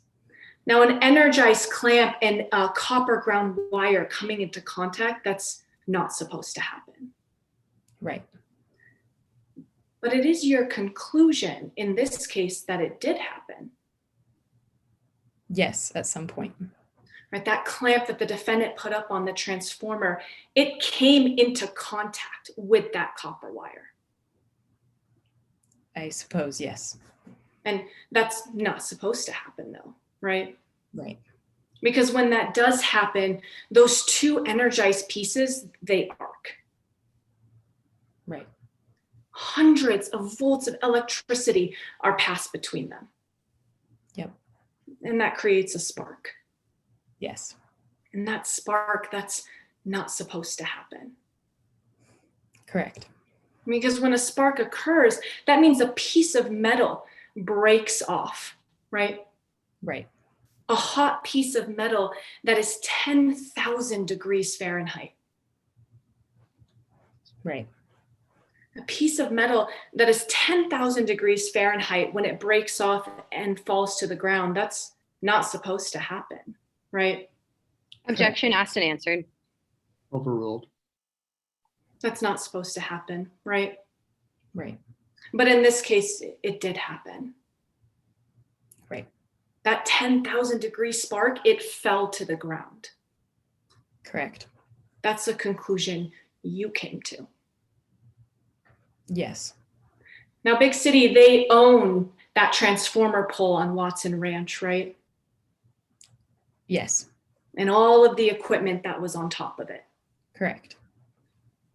So, Ms. Breaker, with all those things that weren't supposed to happen, the severing of the wire, the arcing, the sparking, you still found that the person who hired you did nothing wrong, right?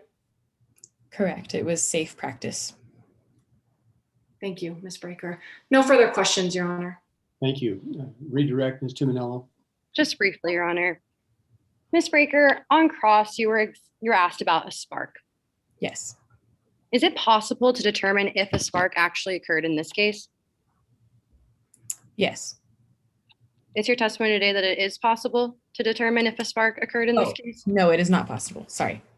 Is it possible for you to determine when arcing occurred in this case? No.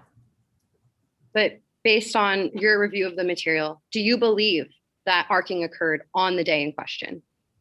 I do not. Thank you. No further questions for this witness. May this witness be excused, Your Honor. Yes, you may be excused. Thank you. And at this time, defense rests. Thank you.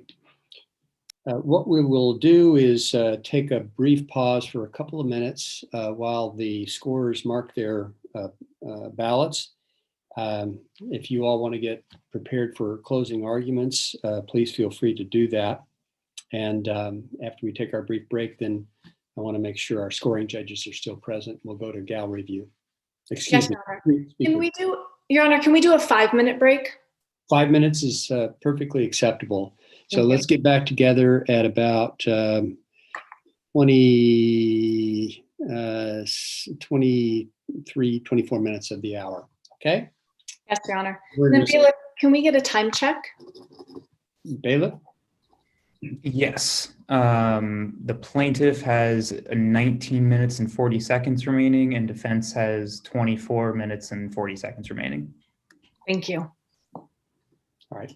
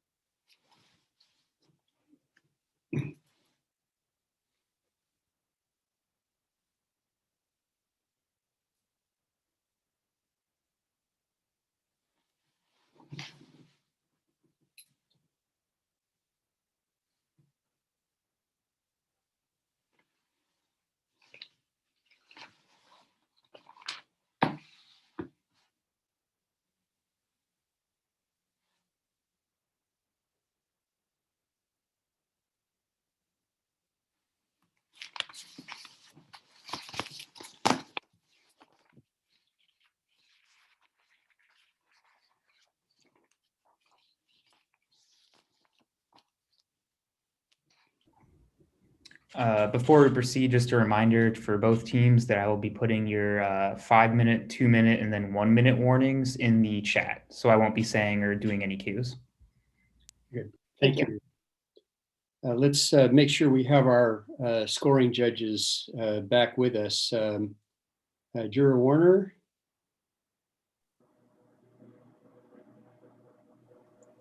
Here, thank you. Okay. Others?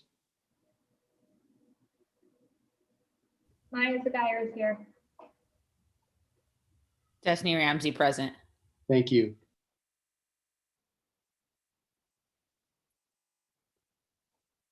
I think we're missing one more. Ms. Artsvalian, are you there? Let's hold on just a moment so we get our last juror back.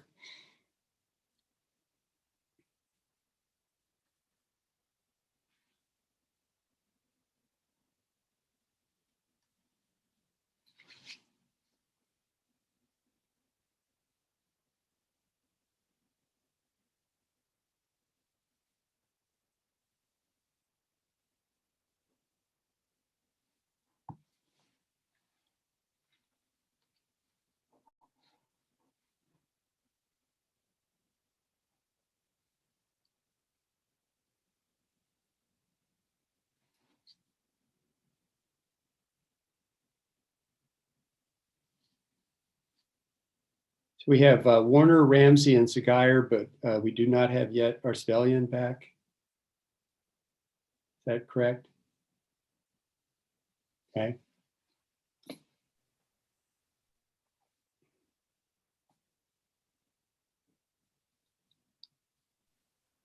I can send her a message, Your Honor.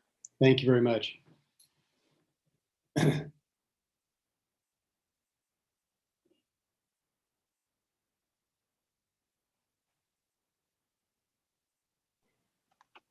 Apparently, I can't send her a message because I don't have her number anymore. Apologize. Okay. I can send her a message, Your Honor. I'll text her right now. Great. Thank you very much.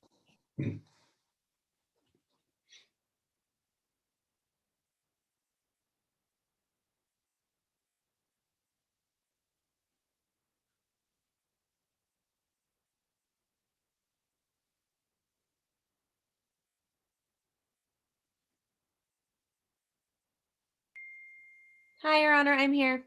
Okay, very good. So We're back in session. All jurors are now present and we are prepared for closing arguments. So we should all go to speaker view at this point. And for some reason, Nick, I'm just seeing Juror Artsvelian name up on my screen instead of a screen view of Ms. Nicola. Maybe if I speak, do I show up? You do. Okay. Well, this works. Let's see if it works the other way. There we go. All right. Very well. Please proceed, counsel. Yes, Your Honor. Before I proceed, I'd like to request a 1.5-minute time saved for rebuttal. Very well. And Nick, you'll save a 1.5 minutes? Yes, Your Honor. Thank you.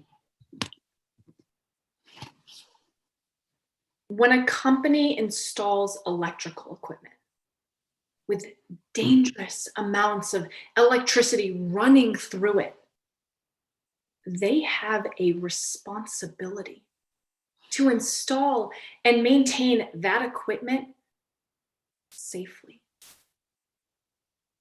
And when they fail to do that, when their failure to follow safety guidelines results in a fire that destroys land, homes, and lives, they need to be held accountable. Now, today, we have shown you the defendant, Big City Electric, failed. They failed in their responsibility to install their equipment safely. They failed in their responsibility to maintain their equipment properly. And when those failures caused a fire that took the life of Timothy Taylor, the defendant failed to take responsibility. This entire case was about the defendant's inability to take responsibility for the destruction they caused. So that's going to be up to you. So let's talk about that. Let's talk about how you can hold them responsible for their actions. And we have to start with the law. Now, as the plaintiff, we have to prove to you that the defendant's actions caused the death of Timothy Taylor. So that means we have to prove 4 requirements or 4 elements of our case. Now, first is duty, that the defendant had a duty to install and maintain their equipment safely.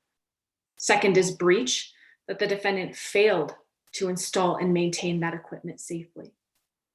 Third is cause, that because of their failure, it caused a fire. And last is harm. Because of their failure that caused a fire, the Taylor family was harmed. Now, as the judge explained to you, as the plaintiff, we must prove each of these elements by a specific burden. And that burden today is the preponderance of the evidence. And that simply means more likely than not. Now, right from the beginning, we can check off one of those elements because it was undisputed. That's the harm done to the Taylor family. You heard from his wife, Kelly Taylor. Mr. Taylor was a doting husband, a new father, a member of this community who died of smoke inhalation from the fire as he tried to get home to save his wife and unborn child. Nobody disputes that happened. Therefore, harm is already proven. So we have to focus on the other elements. And today, we have met our burden of proving the other elements because we have shown you 3 things. First, the defendant did not adhere to standard industry practices when installing and maintaining their equipment. And second, because the defendant failed to adhere to those standard practices, they caused a fire. And third, instead of taking responsibility for the fire, the defendant tried to cover it up. Now, to my first point that the defendant did not follow standard industry practices. But today you heard from Dr. Andy Russell, and she told us a couple key things, but it all starts with this concept. When electricity is involved, copper and aluminum, they cannot touch. Because if they do, it's really dangerous.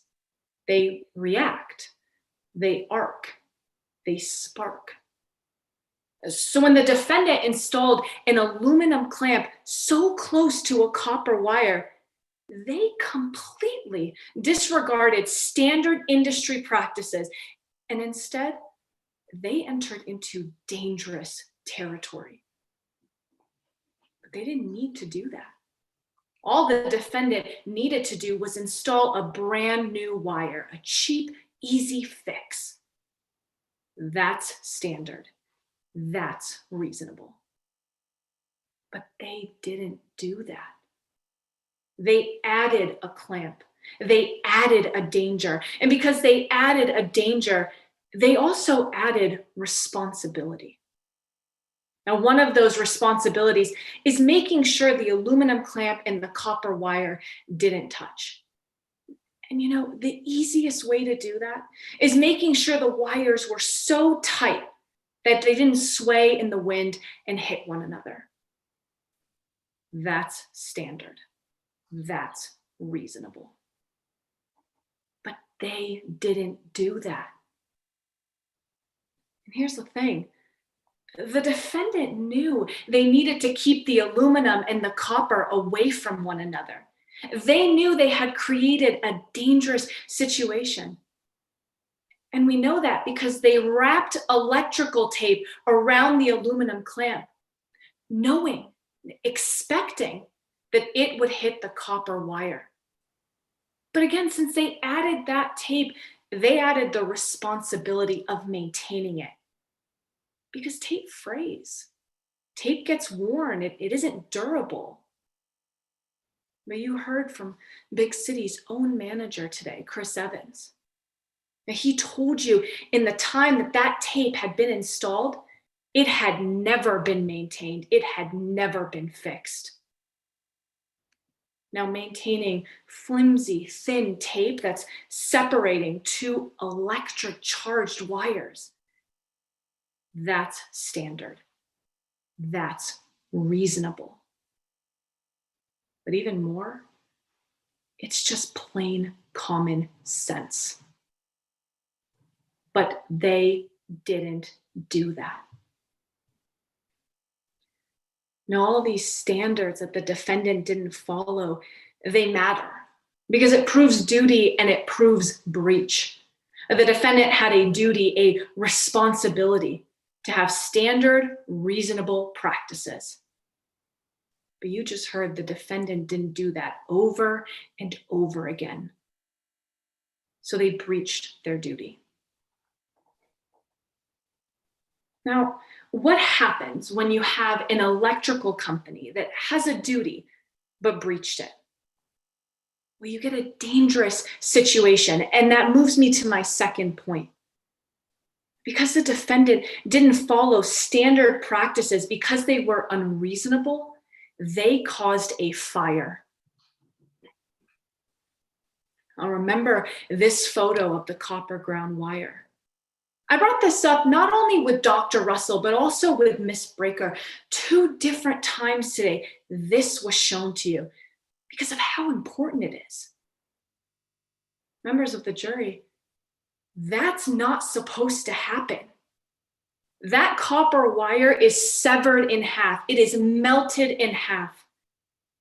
And both experts on the plaintiff and on the defense side told you that is not supposed to happen. I mean, look at it. Common sense tells you that. That's not how a wire is supposed to look. And Dr. Russell explained to us when aluminum and copper with electricity coursing through them touch, and one of the metals breaks in half, just as this copper wire did right here, dangerous things happen. A piece of metal that is literally on fire 10,000 degrees Fahrenheit, burns off the wire and falls to the ground. And in this case, it ignites. And we know the sparking occurred that day because Chris Evans was near Watson Ranch because of a power outage. And a power outage only happens when wires stop functioning, when they break. The wire that you saw broken in half, it broke that day. It resulted in a power outage. It released a spark that fell to the ground. And then, of course, there was a fire. A broken wire, a falling spark, a power outage, and then a fire, all in the same hour. It's not an accident. It's not a coincidence. It's a connection. It's causation. In the defense, they tried to say that timing was impossible to prove, that that arc, that broken wire could have occurred at any time. But ask yourself, does that really make sense? By saying that, they are admitting that they left a broken wire on a dangerous transformer pole, a wire that was transporting electricity to houses. And even though it was broken, electricity was somehow still able to make it to those houses. No, see, that just doesn't work. It just doesn't make any sense. We know that wire broke that day because of a power outage and the fire. That's causation.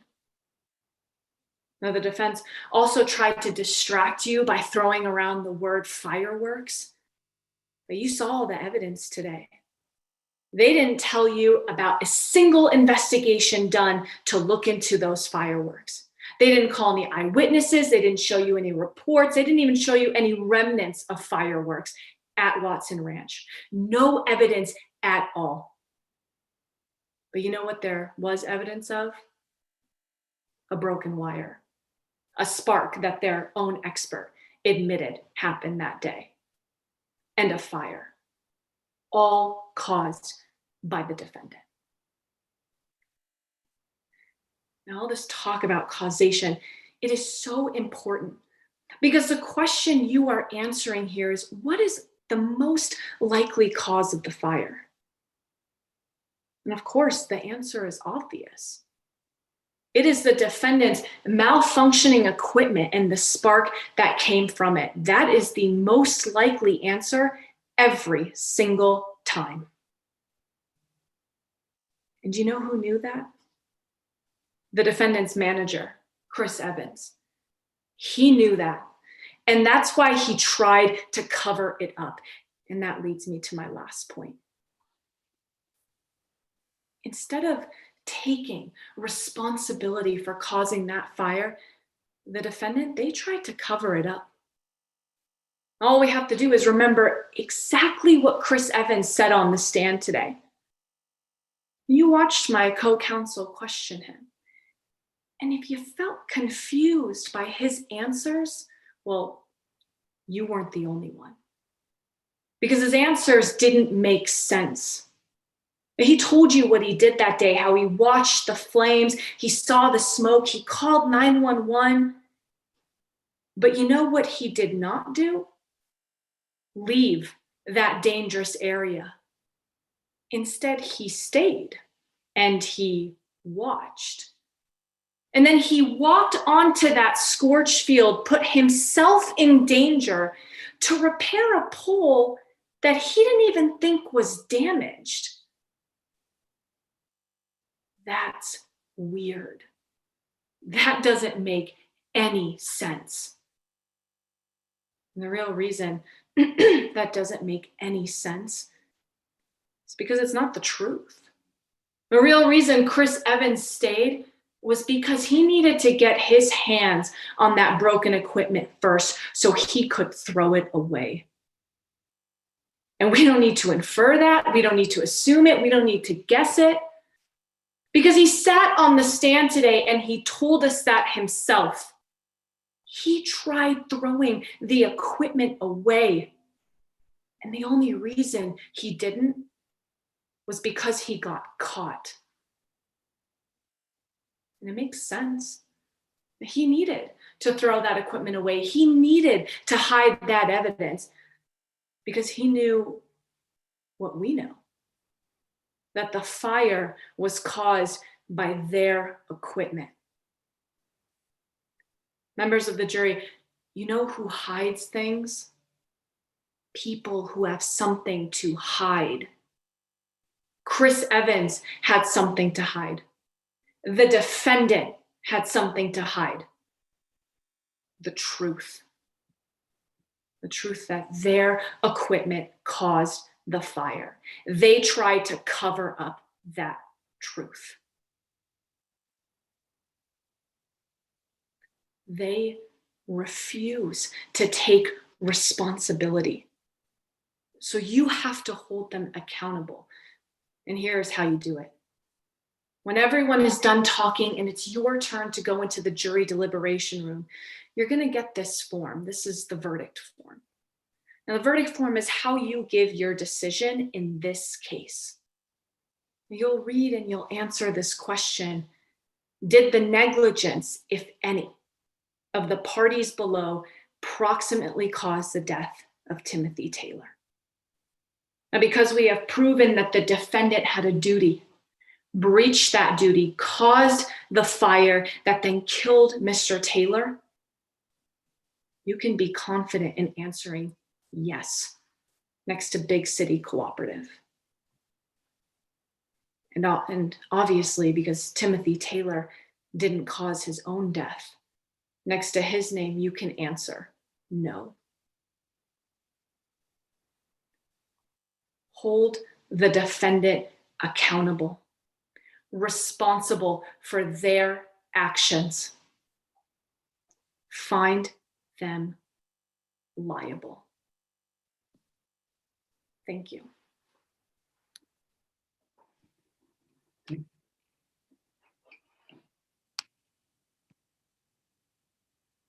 Ms. Tuminello, what would you like to give a closing argument? Yes, Your Honor, may I proceed? Please proceed. If there's one thing we can all agree on at the end of this trial, it's that Tim Taylor's death is a tragedy. But at a certain point, business liability ends and personal responsibility begins. On March 16th, 2017, Tim Taylor made the choice to sneak around a police blockade and drive into a fire. And while there's no doubt that this action was a testament to the love and devotion to his wife, that does not make the actions reasonable. Now, the plaintiff just came before you and said that Big City Electric didn't adhere to the standard of care. But their own expert today on the stand couldn't cite to one industry standard that Big City Electric actually breached. Plaintiff also just came up here and said that Big City Electric tried to cover this up. And the reasoning was because Chris Evans tried to throw away a broken transformer jumper. But members of the jury, what plaintiff forgot to highlight to you is that the moment Chris Evans was asked to preserve that wire, he did. In fact, that very wire is the same one that the plaintiff's expert inspected today and used to determine that Big City Electric was liable. So there's nothing to hide here. The evidence was presented. The plaintiff brought this case. And that means that they have the burden to prove to you that Big City Electric caused Mr. Taylor's death by the preponderance of the evidence. But members of the jury, the plaintiff failed to prove to you that Big City Electric even caused the fire in this case. Now, let's think about what the plaintiff told you. Dr. Russell came up here and said that she was 100% sure that Big City Electric caused this fire because a tiny metal spark fell 25 feet from the top of the transformer pole and started the fire. But members of the jury, where is that spark? Dr. Russell told you she had a magnifying glass, a metal detector, and a magnifying glass, but she didn't find anything. Dr. Russell admitted to you on the stand today that according to her theory, no spark means no fire. So where is it? Maybe plaintiff can answer that for you when they come back up here. And while they're at it, explain why their wildfire expert ignored the existence of fireworks when testifying to the cause and origin of a fire. Look, we don't need to be wildfire experts to know that fireworks plus dry grass and heavy winds equals a fire risk. But Dr. Russell ignored this. And that seems like an awfully suspicious thing for a wildfire investigator to do. Why wouldn't you just look into the cause? Well, maybe because it didn't support Dr. Russell's theory. Dr. Russell offered you today a lot of conclusions, but didn't provide much evidence. Again, couldn't cite one standard that Big City Electric actually breached or prove that the spark occurred on the day in question. Ms. Breaker did the opposite. Ms. Breaker didn't come up here and make unproven statements. She didn't even tell you that fireworks were the cause. Instead, she just applied her 15 years of experience installing transformer poles just like this one and broke down the math to show you exactly why sparking was unlikely in this case. Now, as you can see here, we only had 120 volts in this jumper cable. And in order for that spark to occur, like plaintiff is alleging, we would have needed to see 336,000 volts. Mathematically, scientifically, it is not possible. Now, Ms. Breaker applied her 15 years of installing jumpers just like this one and came to the conclusion that this jumper was safe and up to code. Now, plaintiff has failed to prove that Big City Electric caused this fire, largely because by the end of this trial, we still don't really know how this fire occurred. The reality is, no one saw the fire start, and no one here today in court presented enough evidence to unequivocally prove the fire's cause. But this is plaintiff's case, and plaintiff's burden is larger than just proving that Big City Electric caused this fire. The plaintiff must prove that Big City Electric caused Tim Taylor's death. That means the plaintiff must prove that Big City Electric caused Mr. Taylor to ignore safety precautions, caused Mr. Taylor to sneak around law enforcement, and caused Mr. Taylor to drive down a road that was on fire. But that's not all. Plaintiff must also prove that Mr. Taylor's actions were foreseeable to Big City Electric, an electrical company, and reasonable in light of the circumstances. Now, members of the jury, we know that an electrical company cannot cause someone to sneak around law enforcement, nor is it foreseeable that anybody would do this, especially when we know that there was a safer, alternate route that was not blocked off by law enforcement. The truth is, those decisions were Mr. Taylor's and Mr. Taylor's alone, and they were not reasonable. And although it may make us uncomfortable, the law requires us to consider Mr. Taylor's actions and how they may have contributed to his death. And this, in the legal world, is called contributory negligence. At the end of this trial, you will be asked to weigh the degree in which Mr. Taylor's actions contributed to his own death. And if you find that Mr. Taylor's actions contributed to his death more than Big City Electric, then you are required by law to find Big City Electric not liable. So let's take a minute to talk about Mr. Taylor's actions. Today, Kelly Taylor took the stand and said that the fire department told Mr. Taylor that things were under control. Now, fire departments have tools to track fires, put out fires, monitor fires, notifying people when homes are in the fire path. But Mr. Taylor didn't wait for the fire department. He took matters into his own hands. He drove into a fire to save his wife, but members of the jury, where was the emergency? Anyone who lives in an area where fires are common knows that if a fire poses any risk to a home whatsoever, there's an evacuation order that's issued. But Ms. Taylor told you on the stand today, no such order was ever issued. In fact, the only order that we learned of today were police orders, blocking off the very road that Mr. Taylor chose to drive down. This road was blocked off for a reason. It's because the fire was not controlled in that area specifically, and that's why they blocked it off, to keep people safe. But instead of heeding law enforcement's advice, Mr. Taylor drove right down that road.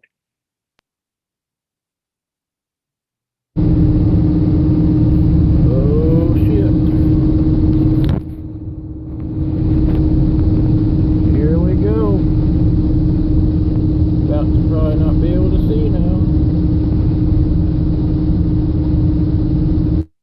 Members of the jury, there was another way. The back road.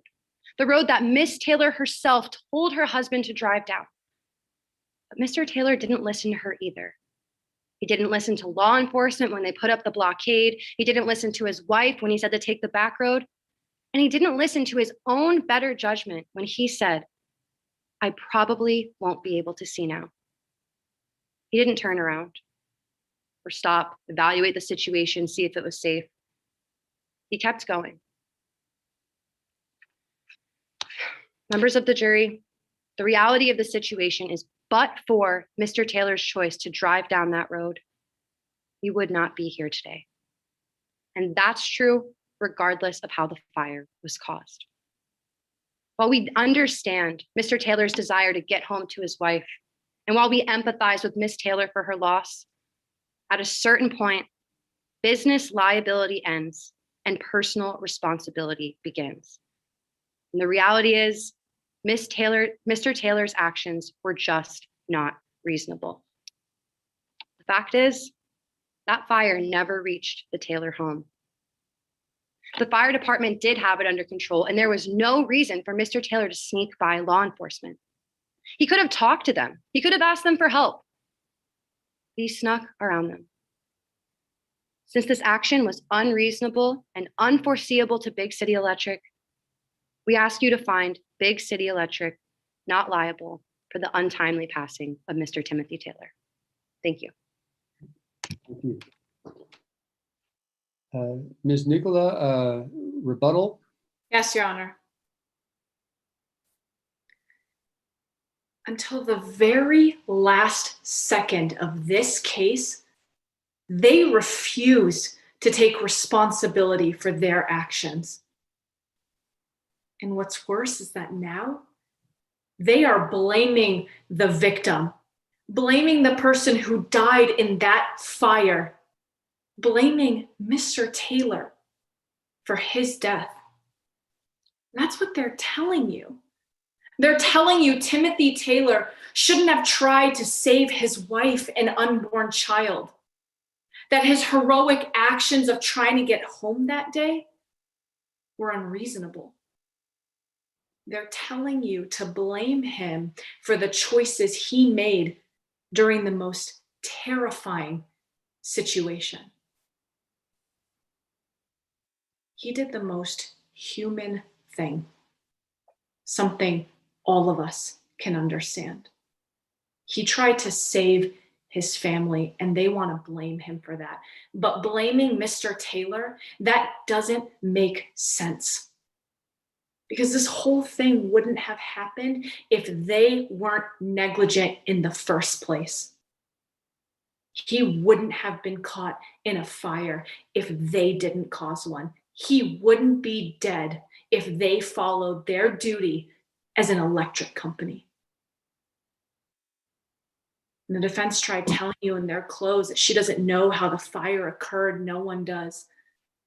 But I think they forgot that their own expert, the one they hired, said that a copper wire and aluminum clamp touched that day, said it arced that day, said it sparked that day. A 10,000 degree piece of metal fell to the ground that day. The defense expert is the one who told you it happened that day. Blaming Mr. Taylor is their last desperate attempt to avoid accountability. They aren't going to take responsibility for their actions. They just can't do it. It's not in their nature. But that's fine. Because if you do get to question number 2, it's 100% for Big City. It's 0% for Timothy Taylor. You can hold them accountable for their actions. Hold them responsible. Find them liable. Thank you. All right, thank you very much, advocates. We're going to take just a brief few minutes while the scoring judges complete their ballots. Please stay with us until the bailiff indicates that all of the ballots have been received. And then we will offer some feedback for you all.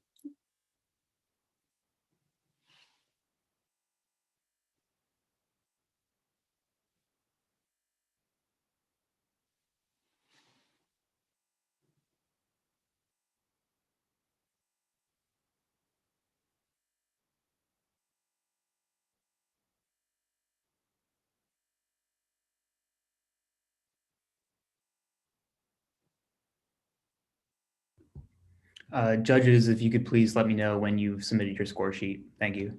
Mine's complete. This is This is Ani. Jeff Warner. Mine's complete. Destiny Ramsey, I'm submitted as well.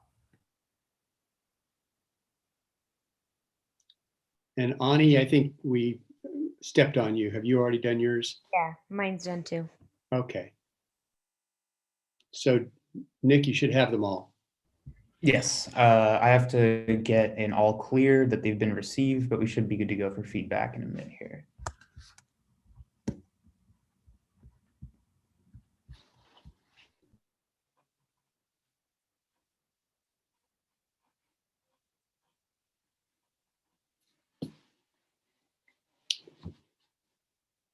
And scoring judges, if you'd like to go to gallery view and turn your video and audio on, that would be good at this point.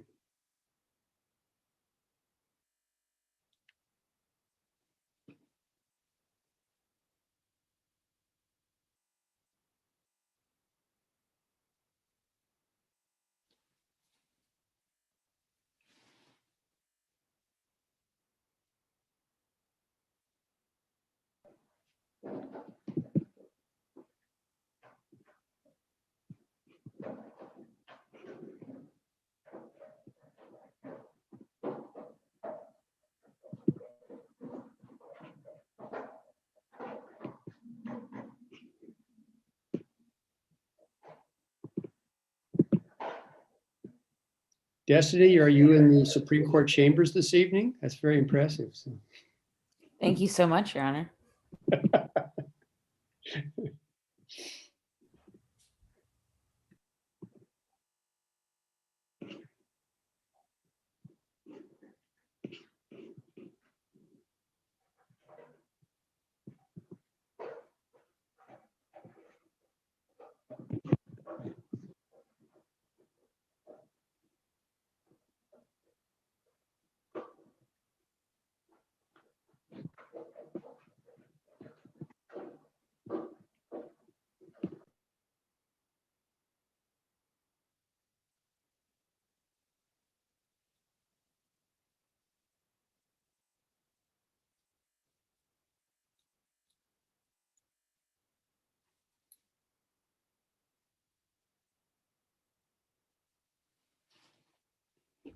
And thank you for your patience. I appreciate it. We should be getting the green light in a minute here.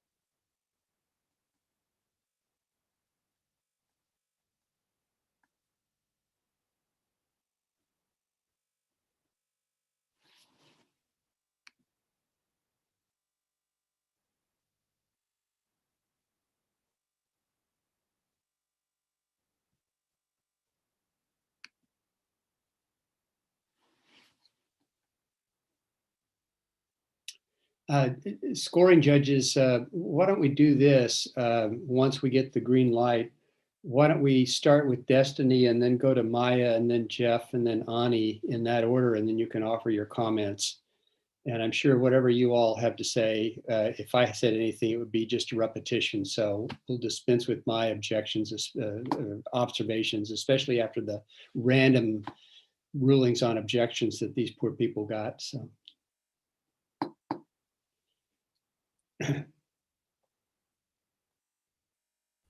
We're still on hold now, right? Though we're not. Yeah, we are. Yeah. Okay. They're tallying now, so hopefully soon.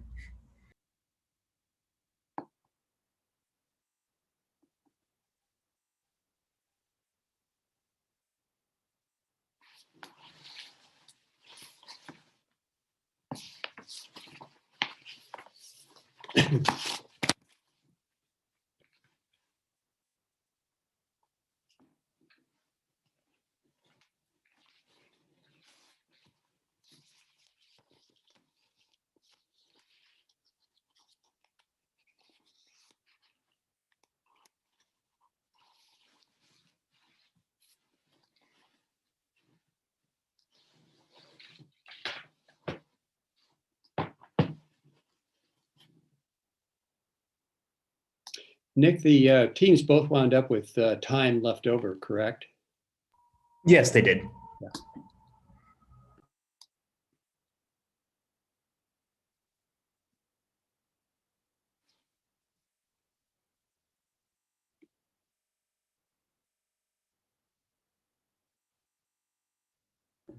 The room who finished just ahead of us just got the green light to go, so we should be up next. Again, I really appreciate it, everybody. We couldn't do it without you.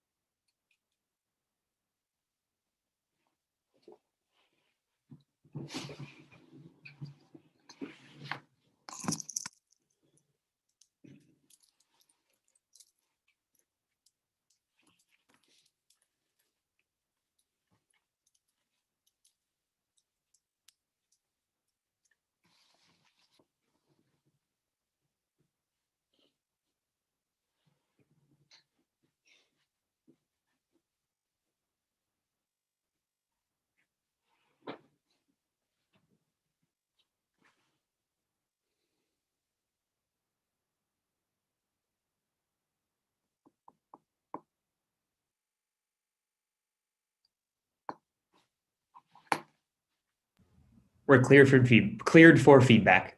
Thank you. And are our advocates with us? Yes, Your Honor. Okay, good, good.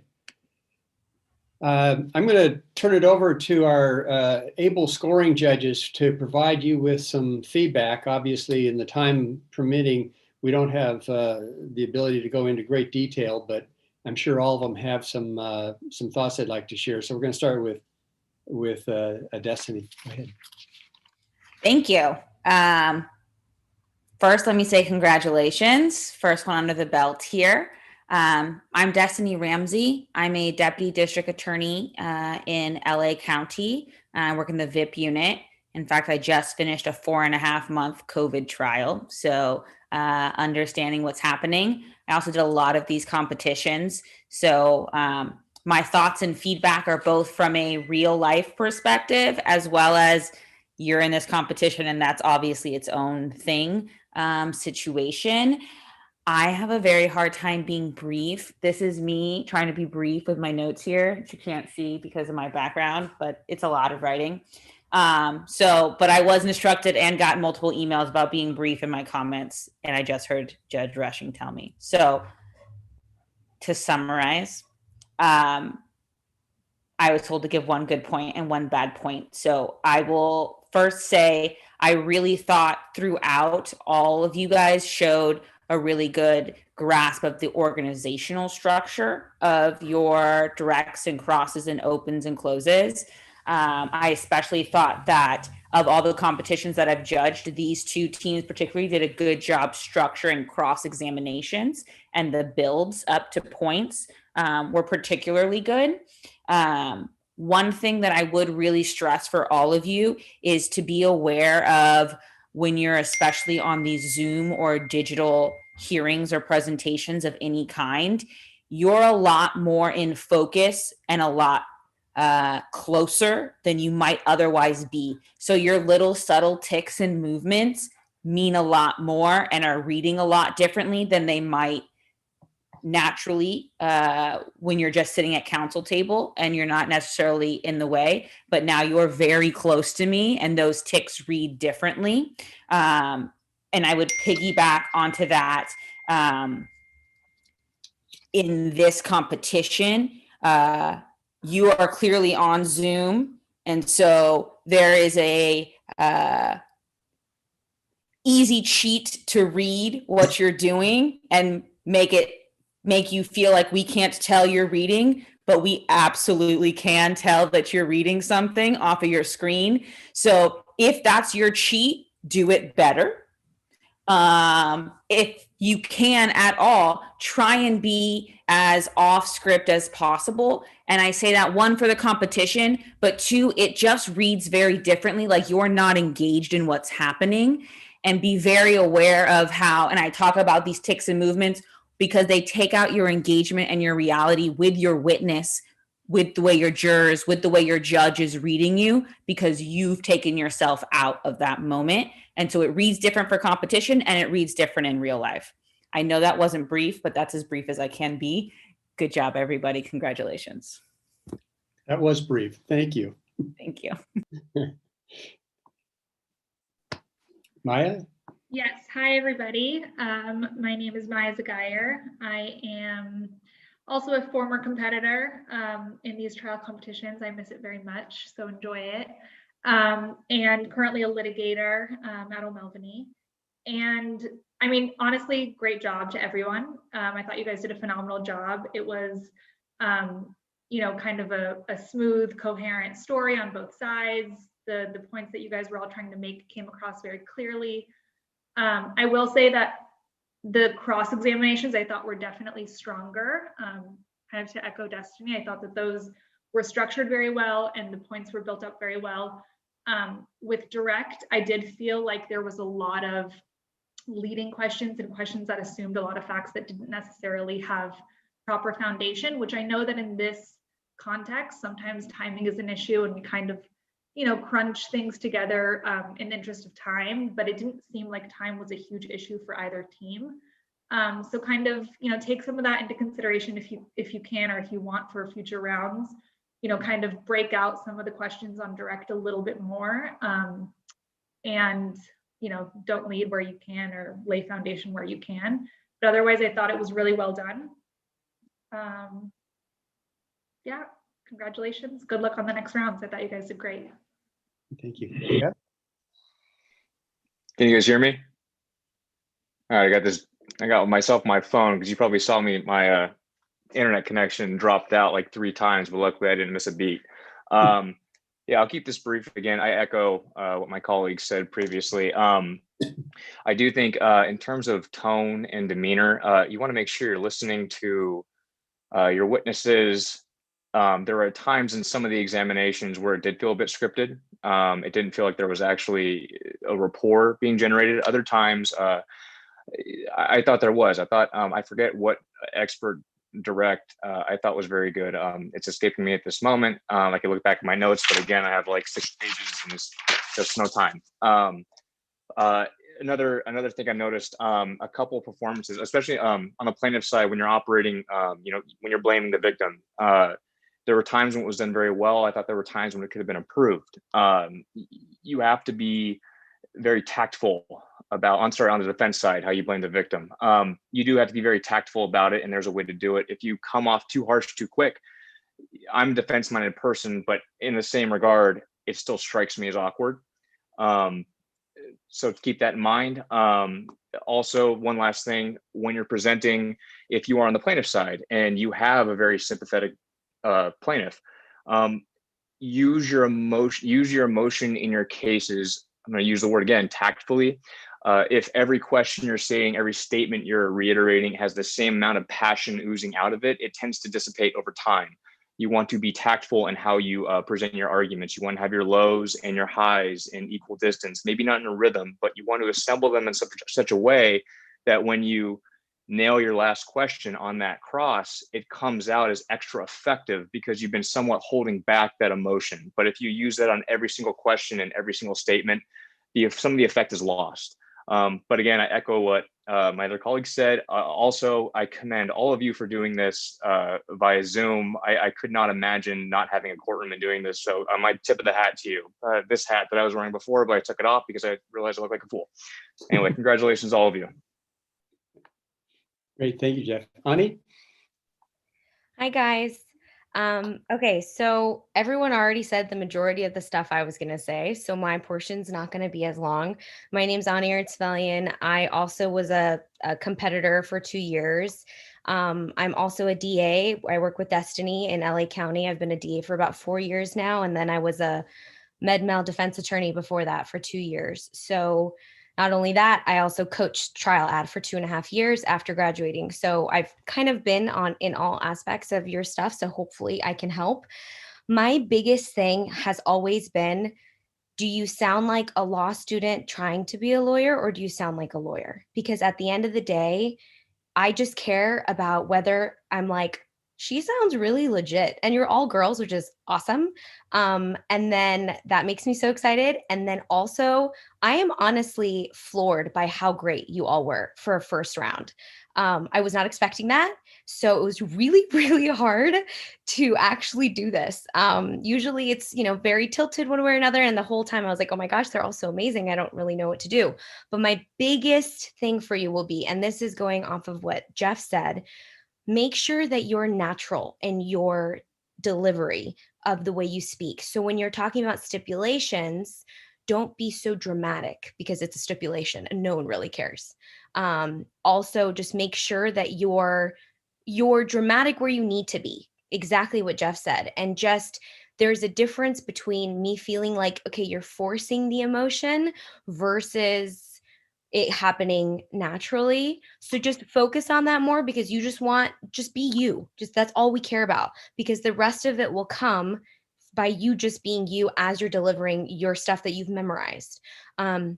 Also, another thing that someone said, I can't remember about, Destiny said about if you're reading off your script, if you are reading, like we all do that. Like sometimes we refer to stuff in court all the time. I finished a trial today and I was reading off my stuff at the end of it. You can make it obvious, like hold up your paper and read off of it. It's not a crime to do that.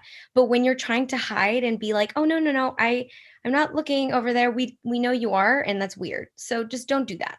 But otherwise, I'm just seeing if there's anything. Oh, I loved you guys really listened and you really had great control in your crosses with your questioning, which I thought was wonderful. And you all had a really good grasp of the facts and you were very engaged, which I loved. And your energy for all of you was there for a Thursday night at 8 o'clock. So I commend all of you. You guys did a great job.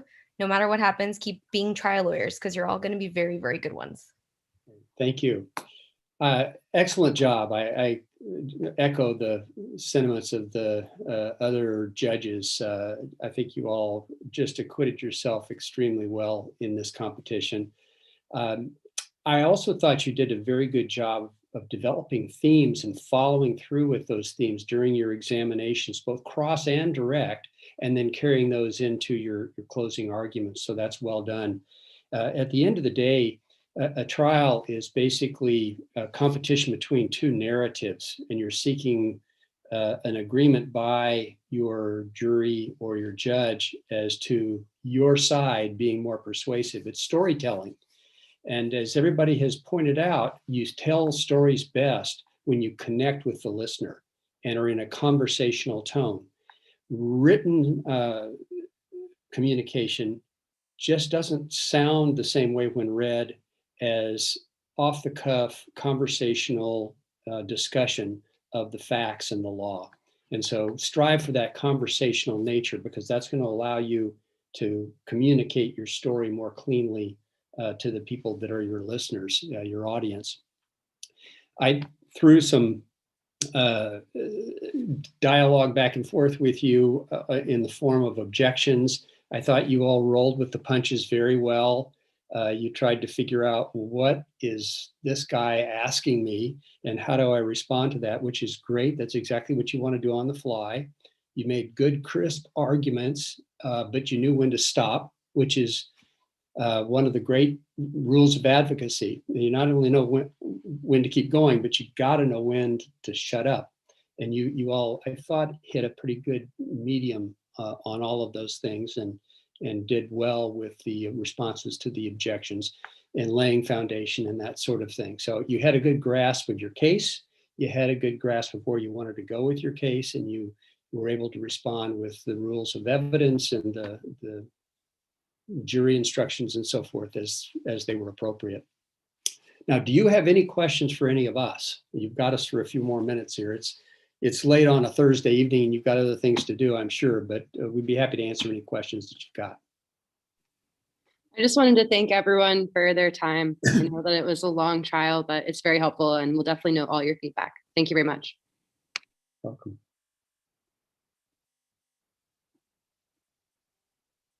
Good. All right. Well, hearing none, let's run for the exits. So thank you so much. You're welcome. Thank you. Good luck, guys. Bye now. Good luck. Good luck, everyone. Have a good night, everybody. Good night.